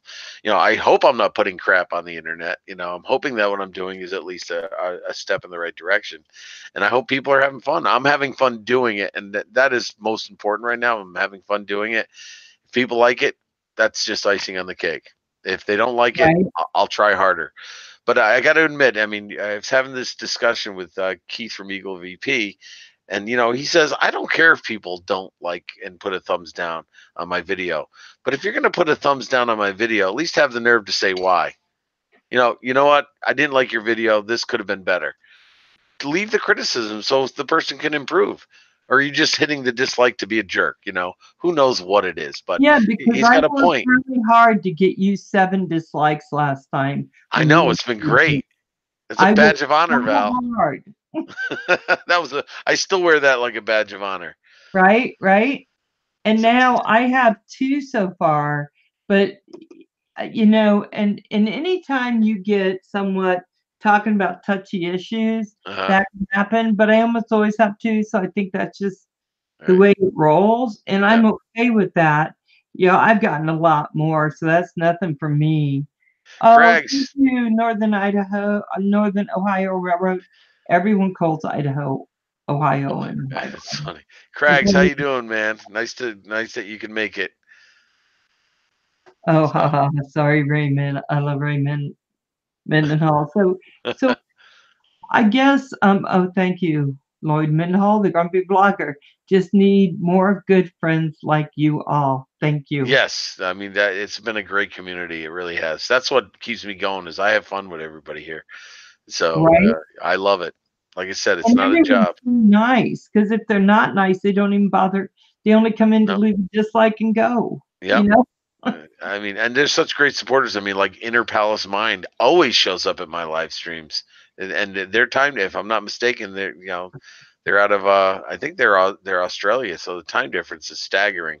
Same with there's another one I'm trying to think. Can't think of the name right now, but they'll pop in. Yeah. Okay, So tired. Okay, gotta go to bed. Better go to bed than Lloyd. yeah, Feel free to use Nora as a shorter okay, name. That's all. Lewis. If we're still on, hopefully we're still on for 8:30 tomorrow night. I think so. We were supposed to talk over what we're doing on Thursday, but This stream has been on for 2 hours. In that time, there are going to be a couple jerks strolling by. oh yeah, Right, yeah, Ed? yeah. You got 2 dislikes right now. You know, I got to One tell of you. them's mine. Just saying. Oh, it's okay. When I started first on live streams, I've been doing live streams for a while, and one time I went on Ed's, and all I could think was, I wish I was easygoing as Ed. You Yeah. know, Ed just does some funny live streams. I'm always cracking up, but I haven't seen him lately because I have some extra responsibilities, Right. and I have to work a lot of hours. So it's been really sad because I haven't been able to go on all the live streams that I love going on. I know. Ed, I'm sorry, I miss you. And I'm not even going to acknowledge Paul right now. Oh, why? What happened with Paul? I don't know. Just read. Oh, yeah, let me just say, I sent Paul a link and he didn't come in, so he is dead to me. And his little teeny weeny too. Oh, that didn't sound right. You know what I mean? Sock puppet. I don't. That just came in my head and sounded bad. Now Lloyd, you know, down now because he made me eat Vegemite and chocolate. Now he admits on his stream last night that I did not challenge him to do that. It was just an idea. So I've got you on record saying I didn't make you do that, but he agrees it took forever to get that taste out of your mouth. The hot sauce and the Vegemite was fine, but chocolate and Vegemite, like I said, 6 times brushing my teeth wasn't enough. So, do you have an antenna in your hand? Yes, that's all I can play with right now until my darn goggles come in. I got my 2 antenna and my module for my fat sharks. No fat sharks. I got a controller with no battery and definitely no quad. I mean, I guess I can use the one that, but I have no real good battery for the whip. So I'm like in pieces. I feel like a jigsaw puzzle when it comes to FPV right now. Have you ever watched Merch? No, actually, I haven't caught too many of his videos. Okay, so Merch is always on when he does live streams, and he's always licking a lollipop that looks just like that. Yeah, well, I could take the cover off. It looks a little bit more. I don't know. Actually, I don't want to. I'll probably break it at that point. Yeah, don't do that. It looks just like that. And so he's like, No, because you're at the second. And so then Kim comes on, and he has an antenna. And I said, oh, you got one of Merch's lollipops. I thought Merch sent him a lollipop. I'm like, how come you got one and I didn't get one? He's like, oh, yeah, this is my lollipop. It wasn't. It was an antenna. That's how smart I am when it comes to FPV. Well, see, I don't even, they just, same here, Val. What's his, where is he? Furball asks, is that a DVR? I have no idea. I'm going to put it up. This is what it is. You tell me what that is. They call it a module. I don't know what it does. Oh, maybe. So you tell me. I mean, this is what I was told to get. It's going to. That's all I know. What? They say don't hit the red buttons. That's what I'm not touching the red button. I'm not touching any buttons. Those are covers for the antenna, I believe. You have to pull those off. But I haven't touched anything. Don't worry. I haven't pressed anything. I've just taken it out to see it, and it's back in its box. So, well, oh my God, you've been wonderful. We've been on a little more than a couple hours. I'm done. Good night. Have a good one. Click. Just trying to get out so fast. I just want to tell you. Oh, does that module have a name? It's called Furious FPV True D V3.8. There's the box it came in. What does it say? Hold on, let me present it. Am I gonna? There we go. There we go. Try to get it. True DV 1.4. Yes, that diversity. Yes, that's all I know is that has to do with diversity. The red button is a reference to Roger. Oh, hit the red button. Okay, I thought you meant the red things on here. No, I won't hit the red button on Roger. So yeah, this is for diversity. Still don't know what that means, but I'm learning. Oh my God! Oh my God! Yeah, guys, I'm gonna go ahead and wrap this up for Mark because he came straight from his school, straight on to here. And I did eat dinner though. I did eat dinner. Did you eat? Oh, now I'm gonna have to wait for a minute. Sorry, guys, I'm not gonna let you go yet. No, because Paul just joined. Hey, Paul. So, Paul. Hey, Well, the mail. Interview. mail- I thought you might have some questions for Mark. Well, the mail was slow. I was sitting out there, and then you made that comment about I was dead to you, and and I checked the mail again, and there it was. Okay, Val. So far, the interview with me is not bad. I haven't dropped any subs yet. You haven't. I have. haven't- I dropped one. I think someone went, Valerie's like, I'm not liking those. Well, Mark, I don't want to jinx you, so I don't know if I should even say anything. Hey, why not? She got me going mean- really good earlier on education, and I was afraid that people were going to blast me. I'm here to be angelic, you know. Oh yeah, okay, angelic. He tries to be angelic, Right. but he's rarely angelic. I know. What's going on? Yeah. So, Well, Mark, you know, you do such. I'm just amazed at your radio voice is just so booming, and it's really good. what? You could be doing voiceovers for major commercials. Oh, that's very kind of you. I never heard that one before, but thank you, sir. I appreciate it. Over for a minute. I'll be right back. Okay. So, Drone Effects just unsubbed me. Thank you, Drone Effects. At least I know I have some sort of effect on people, good or bad. Mrs. RC says I'm still grounded. Yeah, Paul, it's your fault. It's Paul's fault, Mrs. RC. I'll take it. I got big shoulders. He told me that Vistaprint was good to work with, and I went to them before I knew you had an embroidery machine. Yeah, nobody knew that she'd got an embroidery machine. In fact, I think we had a discussion earlier about, you know, you were talking about her, and you said, but she doesn't have an embroidery machine. Yeah, I do remember saying that on that stream, and I'm like, oh, I guess I'll have to do that. But then she threw it at me. She goes, well, I guess you didn't watch my unboxing video last week. Apparently, she had an unboxing for embroidery machine. Yeah, and I do have the bell hit, so I get notifications. I didn't get a notification for that, so I'm going to blame YouTube on that one. And Chris Hope, how you doing, man? Nice to see you. Glad you could join us. Hey, Chris, how you doing? You know, the thing of it is those embroidery machines are just fantastic now, and they've really come down in price. Right, and I had that discussion with her when it first started, like a few months ago, when I wanted to make my shirts. I'm like, "Do you do embroidery? Because I like my logo with all the colors." And she goes, "No, not yet." I said, "Oh, you got to get into embroidery." But you know, it's not that I was married to it, so we did our back and forth. I made a big pain in the ass out of myself. Sorry, I did curse on Val's stream, and she was very patient with me, and we settled on this design that's on my hat. Very happy with it. And then I said, you know what? Let me try the embroidery thing after you mentioned it the other day and see how bad it is. So yeah, I got a couple shirts and a couple hats, and then I go on her stream yesterday, and there she is embroidering. I typed in, I'm like, what? When'd you get that?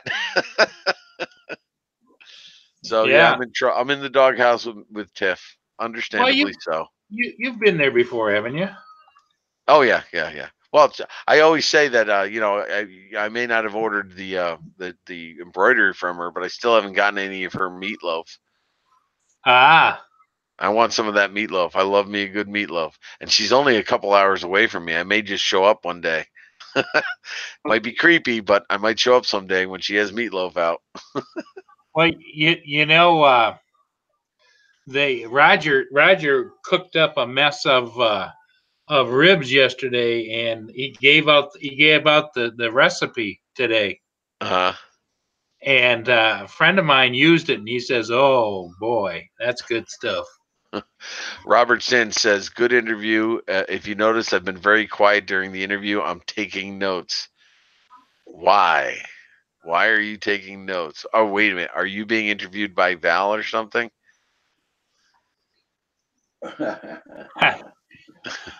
Yes.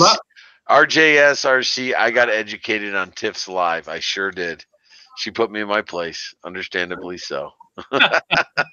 Love My Drones asked the question on my videos and on my postings about downbound and upbound. Downbound here means The current going past here is running at 7 knots, and it's downstream. So it'd be like saying downstream, but they call it downbound and upbound. And that's how they check in with Canadian Coast Guard Right. and the U.S. Coast Guard. So Now, Paul, I got a question for you, because we have the Thousand Islands, St. Lawrence River, Thousand Right. Islands, and that actually, the lake feeds this river, and the river goes out to the Atlantic Ocean. yes. Obviously, you have Great Lake. You're on what lake? What lake are you on?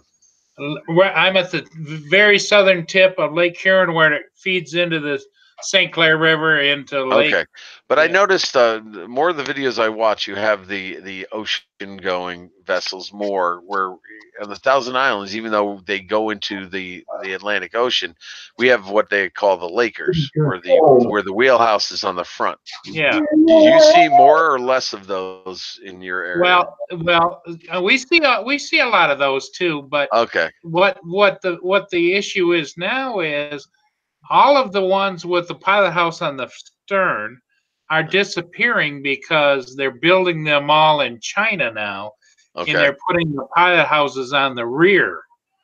So all your big 1,000-footers are now with the rear pilot house, Right. except Right. for the Stewart Court, which was the original 1,000-footer, still built in the other design. Okay. Now Lloyd says I'll have to rewatch the whole interview to get the dirt on Mark. Lloyd, I'm boring. There's not that much dirt. All you're going to hear me is ranting and raving about education here in New York, which will probably get me in trouble if any of my administrators hear this interview. But you know what? I'm so far into my career, I don't care. You got the unadulterated Centroid talking about education. I don't pull punches when it comes to that. So, well, I think Lloyd feels the same way, because he had that discussion the other day about he figures he's at the age and stage of life he's earned the right to say whatever he damn well pleases. so. True. Well, when you have administrators, and here we go back on education, when you have an administrator who's an assistant superintendent who spent all of 3 years actually teaching, now coming into your classroom, and they taught elementary school, now coming into your classroom to watch how you teach calculus and advise you as such, and I've been teaching for 25 years, yeah, what are you going to tell me? Seriously. Well, the interesting thing is you ought to hand them one of your tests and say, please fill that out before you say anything. Oh, well, that's what I love about it. They can't ever talk to me about content. So It's sadly enough, they're all too proud to say, I was never good at math. I never would have taken calculus. I'm like, so you're going to judge me on how I'm teaching calculus? That makes sense. right. Yep. Yeah. So I think you should. No, Ranger, go. Wow. So what are you eating, Val? Meatloaf. See, now you got meatloaf too. Tiff, what is this with you? You're ganging up on me. I want meatloaf now. so the last time I made meatloaf, it was good, but it was still kind of dense. So this time I decided to try something new, and I used some bacon fat with it to make it really. I'm not going to say the word, but to make it not dense, make it a little more. Well, here's something that I'm surprised. Here's something I'm surprised you didn't go into with me. I do all the cooking in the house. My wife doesn't cook, and I'd like to think I make a pretty good meatloaf. I think we should have a meatloaf cook-off at some point. We need to have one because this. It's moist. It's moist, right? Nice and moist. I can see it. Actually, it is. So StarCop Word wants of the day, moist. StarCop wants to revisit that 1 + 1 = business again. You got to tell me what base we're working in before we can have that discussion. Are we base 5, 6, 7, 8, 9, 10? What are we doing?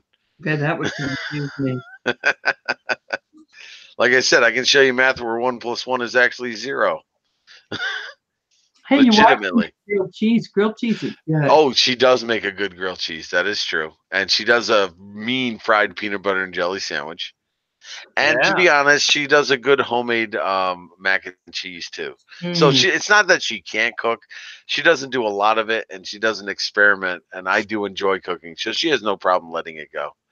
So Yeah. yes, Mrs. Centroid is my wife. Stole that idea from you, RC Crazy, Mrs. RC. But her real name is Kathy, right? Yes, her real name's Kathy. Yeah. I love my meatloaf. Yeah, we had a discussion, and I meant to have it earlier, but I said, hon, you need to, if you're going to have any channel, whether you put stuff on or not, we need to get that government name off your channel. At least the last, the full name. She had full blown our whole name, and it's not a common name to begin with. So I'm like, yeah, we need to get rid of that. Right. Right. I noticed that, but I didn't say anything. No, I took care of it. So I could stalk you. Actually, Star Cop, yes, and it's the only way I'll eat spam, and it's the only way my parents could get us to eat spam. It's kind of a cornbread spam casserole, and I don't mind that. It's got to be cooked though. I can't eat spam out of the can. You can't get me through that jelly that forms on the top. Yeah, except when you remember those hams that came in the tin where you opened them up It's like no that? better. The canned hams. That's the same. It's got that jelly in it. I'm like you. I would take it out of the can and run it in the sink, clean it all off. Oh my god, hot water to melt it off. Oh yeah. No, God, what the hell? I mean, my mom bought spam because it was cheap. You can get like 10 for a buck back in the day, and that's what if you had to have meat, that's what you ate. I mean, we were not actually. It's fun. Another funny story, if you don't mind me offering information. Nope. And Roger might get a kick out of this. My father was he never graduated high school, was a self-trained welder. Actually, like I said, he welded on Indian Point, and he welded on the first nuclear submarine, the Nautilus, that the U.S. put out. And again, he was self-trained, not professionally trained, and he was a fantastic welder. But he'd gotten involved in unions and got bounced around and wound up unemployed for a year. He actually, get this, had to go illegal. He's dead now, so I can say this. He actually worked illegally in Canada as an illegal alien and sent money home to my mother for a year and a half. So it's funny. He had to cross the border that far to get a job. He could not find a job in our area because of the problems with unions and such, and he had to make money. And my mother had 3 kids at home, so she worked part-time. So he had to leave home and work illegally. He lived with my aunt actually in Montreal. He worked at a department store kind of a warehouse, and he had to walk a mile through the snow from a different parking lot, so they knew he had to sneak into the job. And what he did was he fixed and welded all the trolley systems that would deliver the packages from different areas and bays and stuff. So he did that for a year and a half, made money, and sent it home to my mother. So wow. So when everybody says, oh, these illegal immigrants, well, you know what? Sometimes people got to do what they got to do, and my father did it that direction. So, but, he came back, he found a job, and all was good. But, yeah. So sorry, Roger, I sent an illegal alien your way. I don't know if you can hear me. Oh, he's got his mic muted, doesn't he? No, I'm not muted. Who is Janet's cooking? What's she talking about? Some asshole, excuse me, some, Some person. some jerk. Who's Janet?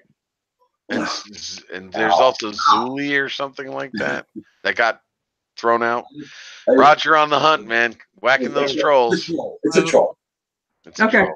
I believe you. I just don't know who Janet is. Well, actually, when I'm just sitting here and said, be a little more direct. Yep, love my drones. Baloney too. What the problem is Val didn't get to swat him first, Roger. She's mad. No, when I'm on Roger's show, I get the first SWAT control. Yeah,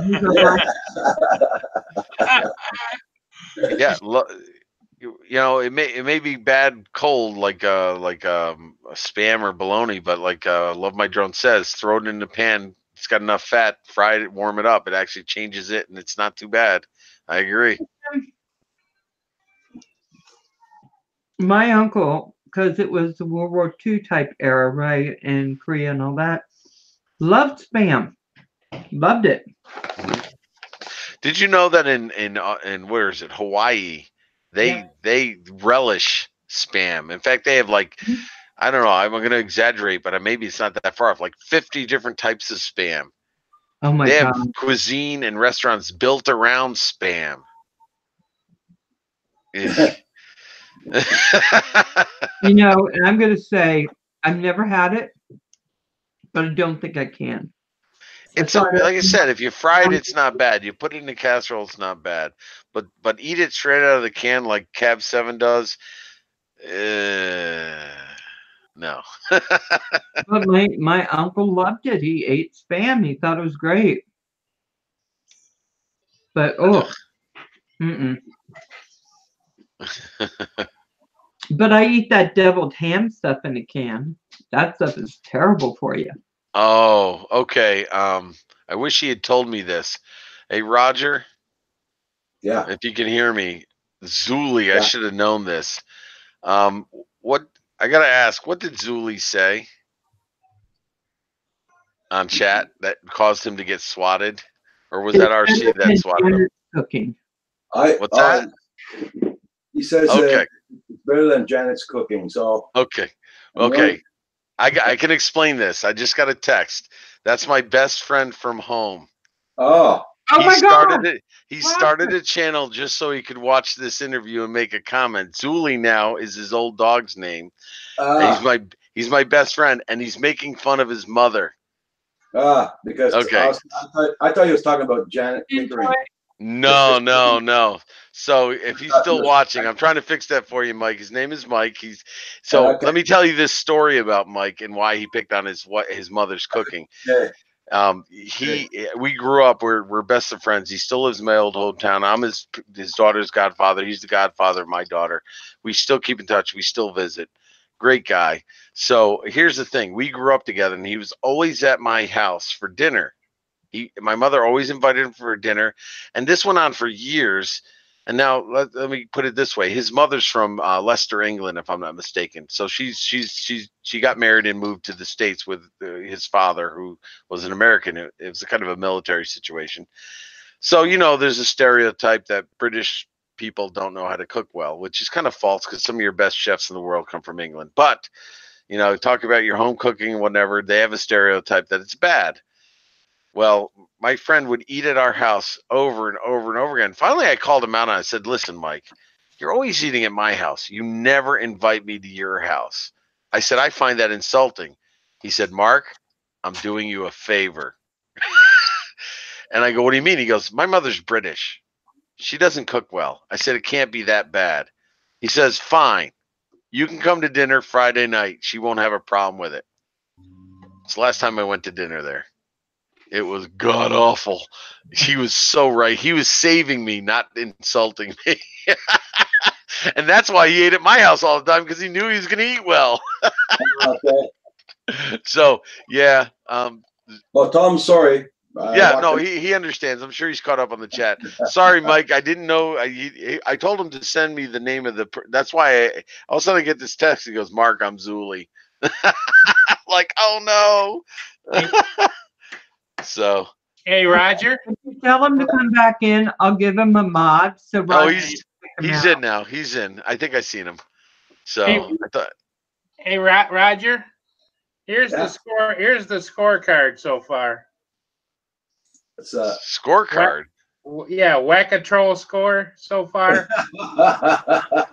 Roger's got 5, 10, 15, 23, and Val's got 10, 20, 30, 40, 50, 53. Yeah, so I did not look at my chat till now. So hopefully, I think he came back in. Is Zuli in yet? I don't think so. Now, JDX is saying, hey, Zuli, great channel, bro. Zuli doesn't have one video on. No, he just did made it. I told him, because he watched my interview with you and he tried to make comments, and I told him later, I said, Mike, you can't leave comments unless you have a channel, and this is how you get a channel. Do this, do this, do this. Oh my God. So he's getting subs even though he got kicked out. That's cool. But is he a flyer too? No. No, he's no, Just a guy. not yet at least. So he and I we do scuba diving and stuff. I mean, I have to get back into it this year, but he's a diver, and I'm going to try to get back Oh, into it so we can nice. get together and do that. But Mike, I'm sorry. We're trying to get you back in. I don't know. There he is. He's there. Give him a mod. Okay. You're good, Mike. So yes, he was insulting his mother, not anybody else on the channel. It makes perfect sense now. Yes, it did, Sarkop. It came out there wrong. So, Zuli, I turned you blue. So when you put another comment in, you'll be blue. You got your wrench, Mike. I told him what that meant. He'll understand. Good. Am I the first one to give him a wrench? Yeah, you gave him the wrench. Yep. Woohoo! So this is the first time he's actually used this channel to watch a chat. So he's no longer a YouTube virgin. Well, I decided well, not to. I was going to. Besides that, he's got 5 subs now. There you go. Does he? Yeah. Oh, Zuli, you're doing good. Let's see if we can't get him up to 25. Well, Kathy's tickled. She's got 20 subs already. And I'm like, Oh well, God. that means, you know what that means? You got to start putting content up or people are going to think you're a troll. That's right. I like this. He said, Val got another virgin. Oh, that's okay. S. Yes. Val, the virgin hunter. Oh my God. So I kicked off Paul's friend last time. Didn't mean to. Well, you thought he was a troll. That's all. Now here's the thing. He's probably subscribing to everybody in here because they're subscribing to him. I want to check something. Yep, hasn't changed. You'd think he'd subscribe to me now, wouldn't you? Oh, he hasn't? Actually, to be fair, I don't know. I don't know if he subscribed me or not because sometimes they notify and sometimes somehow I got 2 subscribers tonight. I lost some, but I got 2.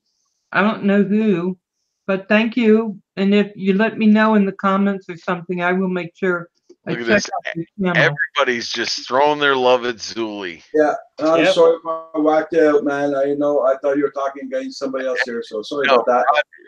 Roger, you did exactly what you're supposed to do. I don't know if he sent me that text earlier or not, but I told him exactly that. I said, listen, I need to know your name. So if you throw a comment in, because I'll be honest, he's a little rough around the edges.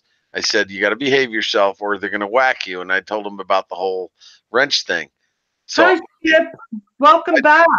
So he never told me, or I didn't see his name. If I'd seen it, I would have said right away, oh, that's my friend Mike, and I would have been able to explain it. But I get the name now. Zuli is one of his first dog's names.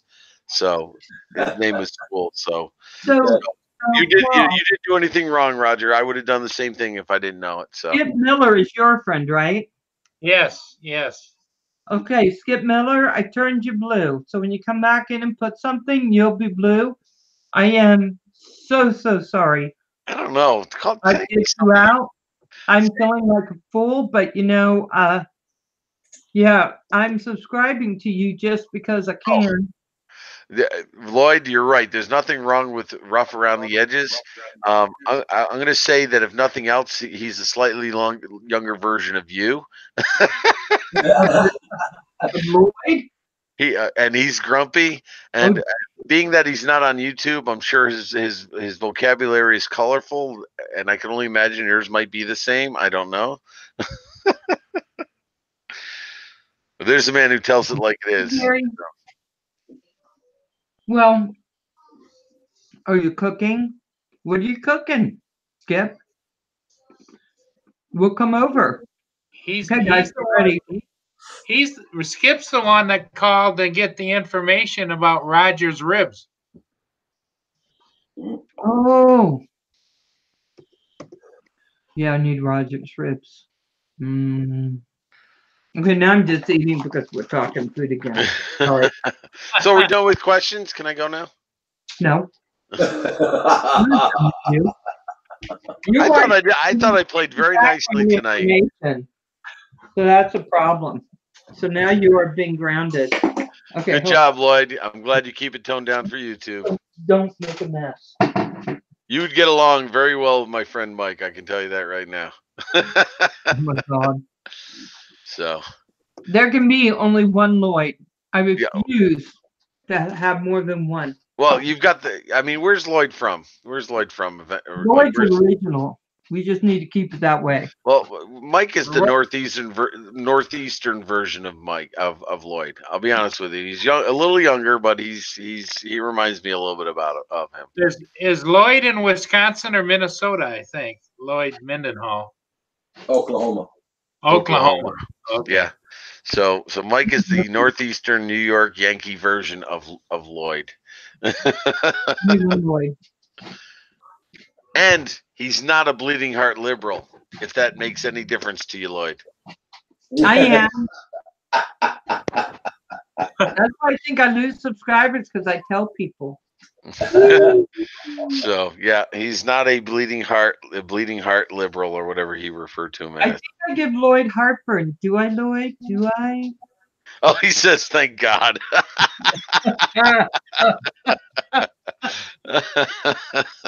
You gotta love Lloyd.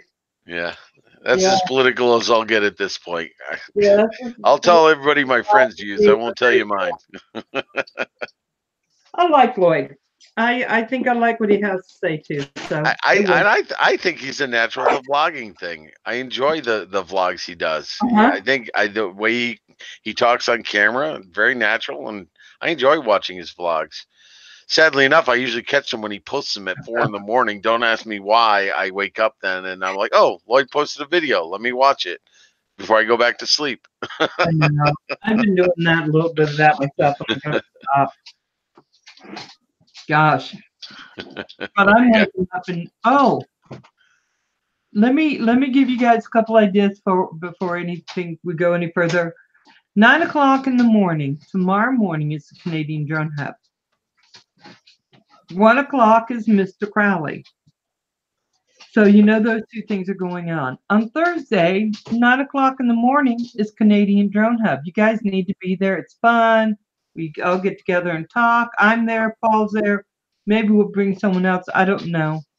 But it's fun. And then at 7, May 21st, on that Thursday, Centroid's coming on. And he's going to be moderating a 3-inch build with Louis P. Floyd.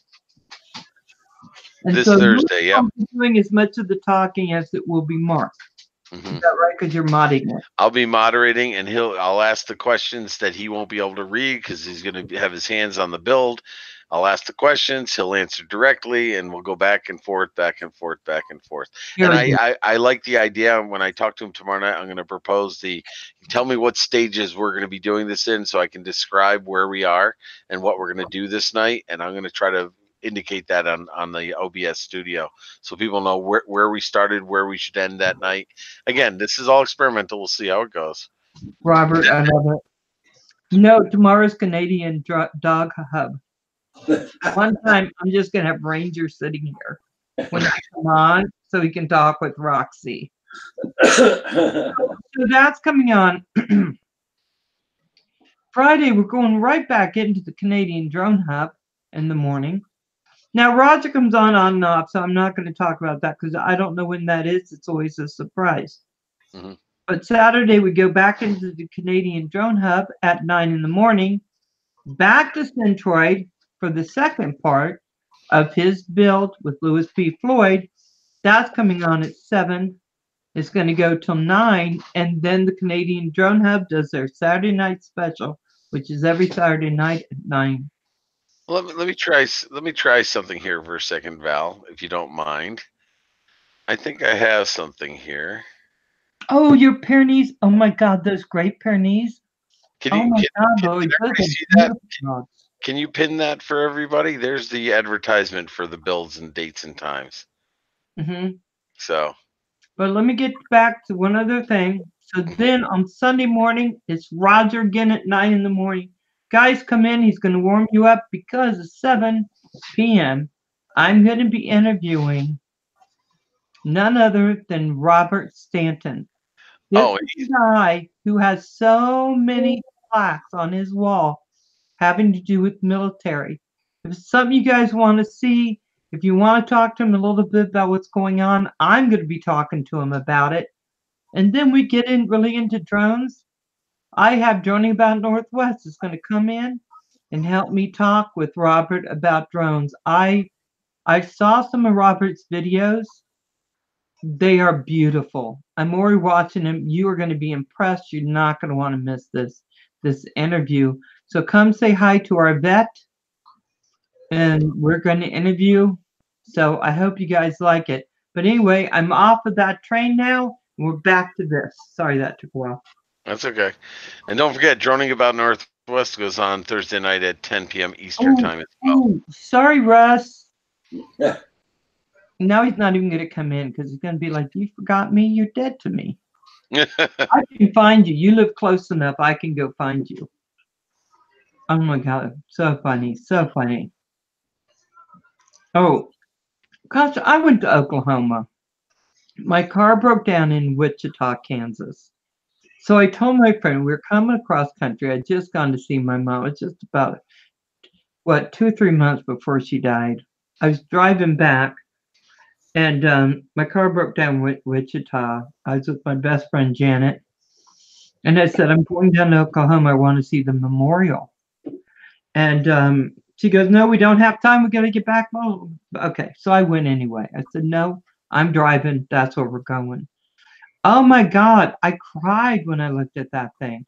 All the little chairs, they have big chairs for the big people who died. And then these little chairs. So I'm feeling the moment. They have this big statue of Jesus looking away, his hands covered over his face. And then someone comes by and says, you got 10? And I said, no. And he goes, well, F you. And he used the words. And I go, well, that wasn't the moment. Right outside this beautiful memorial. Lloyd, go kick his butt. You do it for me. You can find him. I'm sure he's still there at the same statue. No, I was in tears when I went there. I was in tears. But I felt it's something we should all go see. You gotta, you should always go, stuff like that. So I went and saw him. So anyway, but that guy was rude. He was rude, Lloyd. I'm pretty sure he was a liberal too. So you probably want to go kick his butt. Yeah. Says you forgot to announce for RC Crazy show on Saturdays. What? RC said you forgot to announce the show for RC Crazy on Saturdays. Okay. It doesn't need to do a shout out show on Saturdays. Yep.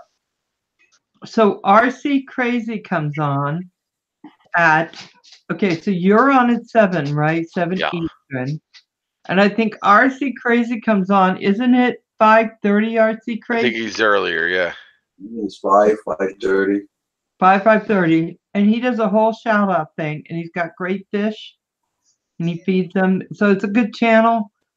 Tiff will be there. You want to go see it. Okay. I got to put this out there. Okay. This one's for you, Lloyd. What are we doing next with the Vegemite?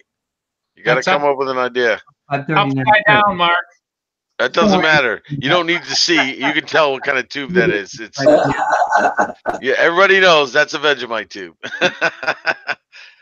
And when does Mel 400 AGL go on? Does he go on tonight or tomorrow? Who? Mel at 400 AGL. Well, his executive producer is Lloyd. Just tell Lloyd you want him in on it. No, because I want to watch the show and I want to figure out a challenge so I can throw it at 400 AGL and see what I'm not sure. Yeah, he's on tomorrow. Lloyd, we got to put him to the challenge. I think he should do he needs to do the Vegemite chocolate challenge with the chocolate sauce, I think. No. That's so nasty. Don't make the boys do that. That's so nasty.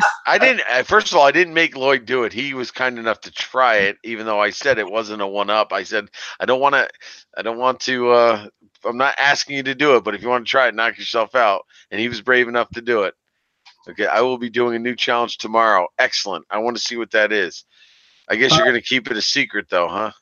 He is. He wants to shock you. I'm thinking Vegemite and sardines. Lloyd is all about the surprise. surprise. My wife just yelled "ill" from the other room All where I right. said Vegemite and sardines. Yeah, Well, I don't think Centroid is that's going why to get she a gift won't. for a long time. That's why she won't come on. She's afraid that Mark's going to get her hooked into some kind of a challenge. Oh, trust me, I thought about that, but she's too wise. She's too wise for it. Okay, he says, "Oh God, no sardines." Now that's a challenge, though. Vegemite anchovies. Oh my God, can you say salt overdose? Oh my God. Well, you never know. Oh, Well, if no, nothing else, you're getting B vitamins when you eat Vegemite, they claim. yeah, I don't think so. I think you're getting something. It might start with an F. 5:30 p.m. Central Time, which probably puts it around. That's like 2 hours, isn't it? So 6:30, 7ish. No, it's my time is Mountain, and Central's one ahead of me, right? I think so. I could dial that in. It's no problem. I can Okay, figure it hold out. on. RJSRC is wondering where you are, Kathy. What time is Central Time compared to Mountain Time? Hey, Mark, Yes, sir. what you can do is tell your wife that Val's not going to let you off until she shows up. And then Roger's going to start to sing, and I just don't know if we're prepared for that. Oh, Roger's been working on some moves, you know? Okay, he says it's 6:30 Eastern Time. Okay, that makes sense. I may be missing it. I gotta work tomorrow night, but I'll see what I can do. Yeah. Nothing else, I'll catch it on rerun. Oh, 4:30 Mountain Time. Yeah. See, I'm working. Darn it. I'm working all the time, so I'm just working. I'm just always working. That's what. Yeah. Sorry. Oh my God, I'm always working. Oh, you know what, JDS? I could do an interview with you if you bring Christy. Because I don't think there is a Christy. I think you're Christy. Do you own a motel, JDS? You're wondering why I'm asking that? I gotta say, Italian? I actually gotta say, Val, are we done with the questions for me? This has been nice. We are. Okay. Whew. I'm liking this. I might stay on. I might stay on for 5 more minutes. I do go a little in depth, and I'm not sure it's always you know. I gotta admit, I was a little not taken aback. I didn't realize we were gonna go education. I apologize if I got on my little soapbox there.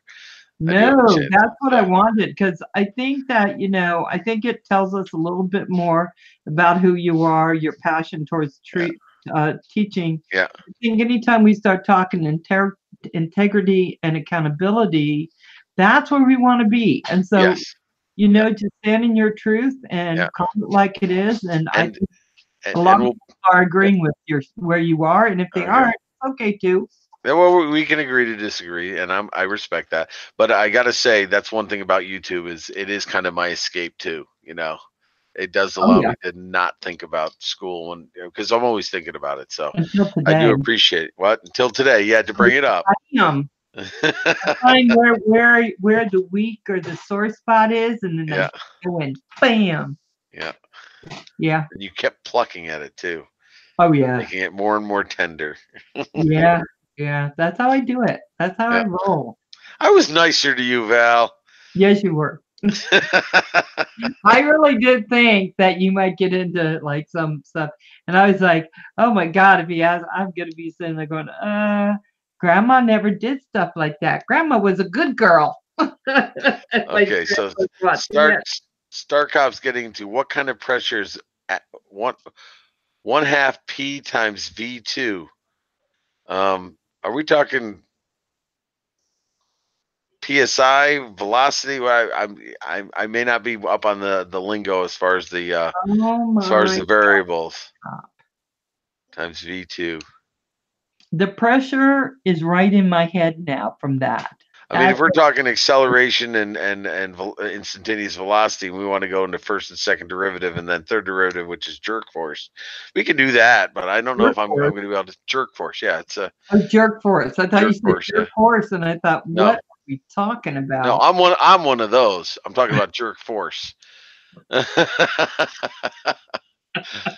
was like, oh no, Star Cup. We're not talking about anything like that. No, Oh, and everybody also needs to know that Star Cops, his show is on Saturday and Sunday mornings at 7 a.m. Bernoulli. Oh my gosh, Star Cop, nice. Okay, he's talking about Bernoulli's principle and the equalization of air pressure, if I'm not mistaken, which is why your drone flies.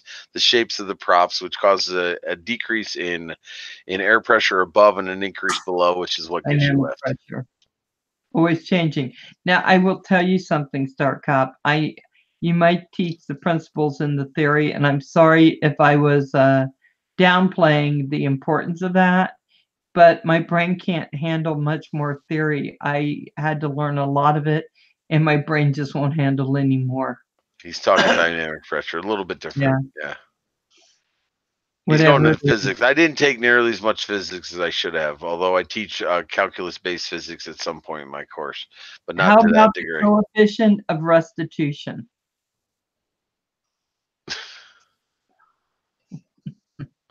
Now you're being quizzed. See, I'm not bad, but look, they're going to quiz you. Okay, Drone Worship says, okay, ladies and gentlemen, who needs a punch in the pelvis? That would be Star Cop. Drone Worship, nice to see you, man. I watched that video. That you had a nice discussion with Billy Kyle on Rulin's show. Very interesting. So it was good. He had a nice little chat with Billy Kyle on Rulin's show. I'll just leave it at that. Yeah. Yep. Y'all going to start talking ciphering, then I'm going to bed. I know, right? In my head too, Lloyd. I just wish we had more teachers like Centroid. You know what? That's just the truth. Yeah, I was telling you guys. I don't know what to say after that. That's very kind. My math teacher in calculus went up and just drew how a pendulum works. I didn't know what the hell was going on half the time. Actually, Drone Worship, I'm gonna also tell you, after watching that, I emailed him myself and gave him the same props. I said, some other people who would disagree would run away in the chat, but the fact that he was willing to go onto that channel and have a discussion with Dan about certain things, is much to be respected. Much to be respected. So I emailed him, and he actually emailed me back. So it was a nice little back and forth email that we had. I don't know if you know who Billy Kyle is. I think that's do. I know. I'm subscribed to him. I like so. So I was very kind of him to respond, and we had a nice little email chat back and forth. So teachers that think more about the kids than the bottom line. Yeah. Right. It's hard to find that nowadays. It's hard because we don't allow them not to think of the bottom line. We take that ability away. I like Mark, but I hate math. No. See, here's the thing. I get that because nobody hated or was as bad at math as I was when I was in high school. I hated math with a passion. I couldn't stand it. What? How I ended up here, I'll never really be able to explain it, but I can relate to that. I can respect that. It's okay.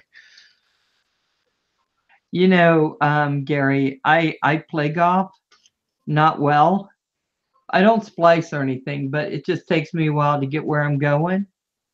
But I'd never heard that, the coefficient of restitution. I'm going to use that with my friend because I think I will stump her when I say that. She won't get it, and it'll be fun. Robert Stanton, PSI is please small involvements when you try my drones. But pressure, oh boy. Okay, there you go. Mm-hmm. There you go. Yeah, it was in the house. Yeah, right. Drone Worship. It was clear in the emails and the conversation I had with him. He felt the same way.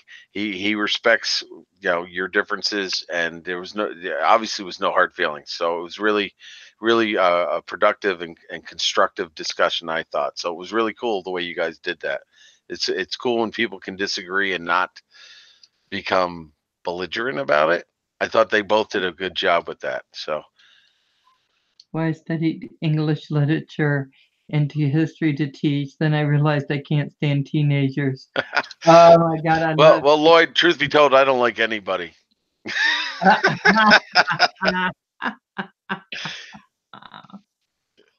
And yeah, Love My Drone says he hated algebra until electronic school because then when it had a practical purpose, it made it easy.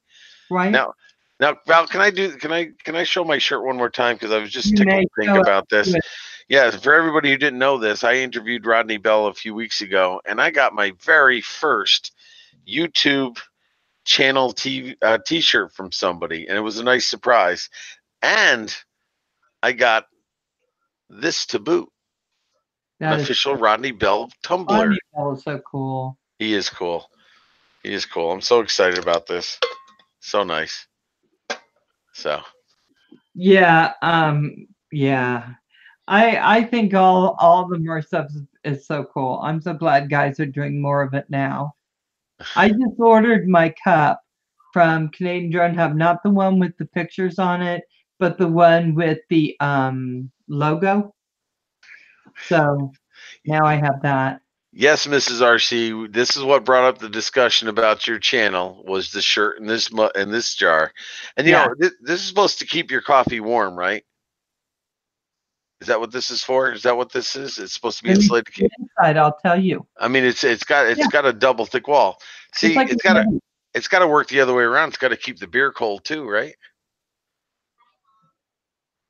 Right? Just saying. Just saying. She said yes. Oh wow. I didn't know she had those mugs. We're gonna have to look Yes. at all that. We are. Love my drone says, "Hi, you Dan." Pew pew pew. And your drink's cold, Mark. There you Okay, go. good. That's all that It counts. keeps It's your good to know. drink cold 8 hours, I believe. Nice. Yeah, I have a Yeti. It's not a real Yeti. It's a cup made by Yeti, not a Yeti, but Oh. a company Yeti. Let me clarify. And it keeps ice in my cup all day if I put it in. And Lloyd and Val and anybody who cares, look, it's even I need that convenient. too. It's even convenient to hold your Vegemite. Oh, man. Don't even. Don't even. Oh my God. And the Vegemite barely fits in there. The top I have to squish it down a little bit, but I'm not going to force it. Well, guys, I don't know if you know this, but I certainly know this. We've been on 3 hours. 3 So, hours. I'm going to say, is anybody going live after this? Because if I'm they are, not. we'll announce it. No, I'm not. Is that what did you say, Paul? Was that a yes? Paul, yeah. When is Paul going live? Oh, Paul, you should be going live pretty soon. No.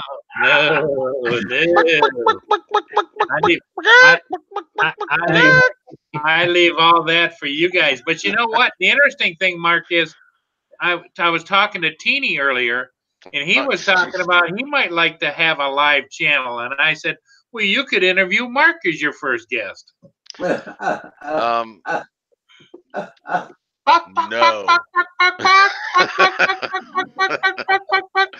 Hey, No, that's not Centroid? chicken. That's just out of principle. I don't talk to sock puppets.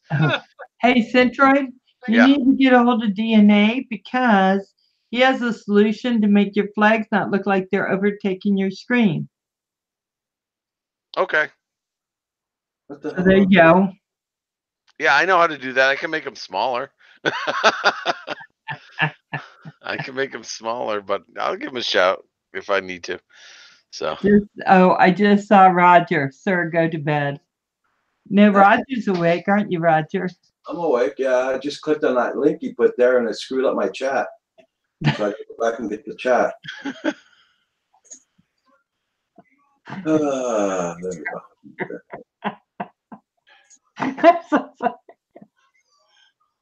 what link went in? Oh, okay. He actually put a link in for me. Oh, I thought it was something I Yeah, did. but it screws up the chat. If you're on pop-out chat, it screws up the chat. So it has to be popped out. Thank you, Officer. See, put in her face. I didn't notice it was an actual link. I thought he actually wanted to have a discussion. Let me take a look. Yeah, I thought you did too. I thought it was discussion time, but I must have been wrong. So, Miss Darcy, thanks for putting that in. Yeah, I'll be talking to you for sure, if that's okay, if you don't mind. So we'll get a hold of you. And I guys, don't, don't I forget don't have Sunday night, Facebook. huh? I don't have Facebook. Anybody? I don't like undesirables. I got so much people around here want me to go on Facebook here in Canada. There, I don't want to go on Facebook, so that's why I don't have Facebook. As long as you don't say deplorables, because that got somebody in a lot of trouble. What saying deplorables? We got a lot of deplorables. Don't say it. Yeah, Okay, that's Bad. no, Okay, but I'm that's- in Canada there, so okay. I'm gonna have to leave that link there. I'm gonna have to look at that later. It's a video. I'll watch that later. if I put up Facebook, believe me, it'll be only people I want. That's it. Yeah, see, I think you have it, but you're just not giving it to me, Roger. How am I supposed to message you at 3 in the morning if you're not sending me that link? Because Instead, I'll only put people I want on my Facebook. no, after I have a few of these sodas, I come up with such good ideas. I know you just want to be there. Okay, guys, I'm going to say goodnight to everybody. I'm going to give Roger and Centroid and Paul time to say goodnight to all. Yeah, that was a quick response. Good night, everybody. I didn't know who was gonna go first, so good night, everybody. Thanks for coming in. Mark says I'm out of here. I know, what the hell? I mean, what the world? Well, I gave everybody else a chance to respond. Anybody want to say goodbye to anybody? Because if not, I'm going to start. Everybody to the chat, and wish you all a good night. And Everybody, it was wonderful to see everybody in here, and there was a lot of good discussion. And keep supporting Val and Roger and Mark on his channels, and everybody that's in the group has something going on. So be the part of the family that makes all of us what we are, and support each other and continue to grow. okay, cool. Mrs. RC, after my live stream tomorrow, if you have a chance, we'll go on Google Hangouts. Yeah, Mrs. RC. Yeah. And Miss RC, I want you to consider coming on and letting me interview you. So She'd be great. About what you're doing. Now, not only that, I'm shocked, so I think everybody else needs to start knowing. Maybe they all do know. Maybe it's just. I'm going to throw this out, Val. I think you should do her and her husband at the same time. I could always do that because I love RC Crazy. Okay, I'll get you. I'll email you. I'll get a hold of you on Facebook. Okay. Okay, guys. Thank you so much for coming in, all of you. I so appreciate you coming in and all of us getting to know Mark a little bit better and some of the stuff he does. I mean, I have so much respect for him and being a teacher and all the great work he does. And so I hope everyone's feeling the same way. Paul, thank you for coming in the last hour of the show, because I always bring Paul in if I'm going to stay on. And Roger. Yeah. Thanks for the mod job that you did by throwing out some actual viewers. I really appreciate it. Yeah, thanks for throwing out my best friend, Roger. Just saying.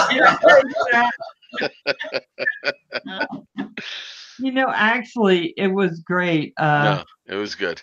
It was great because I did it to Paul's friend, so I was hoping that I wasn't going to be the last person known to do that. So I appreciate it, Roger. So, guys, I'm just going to say good night, and hopefully I'll see you in the morning. And don't forget, Robert Stanton, Sunday, 7 Eastern, and love my it's Journey Back Northwest. Russ is going to be helping me interview that one. Okay, bye, guys. Take care, everybody. Later.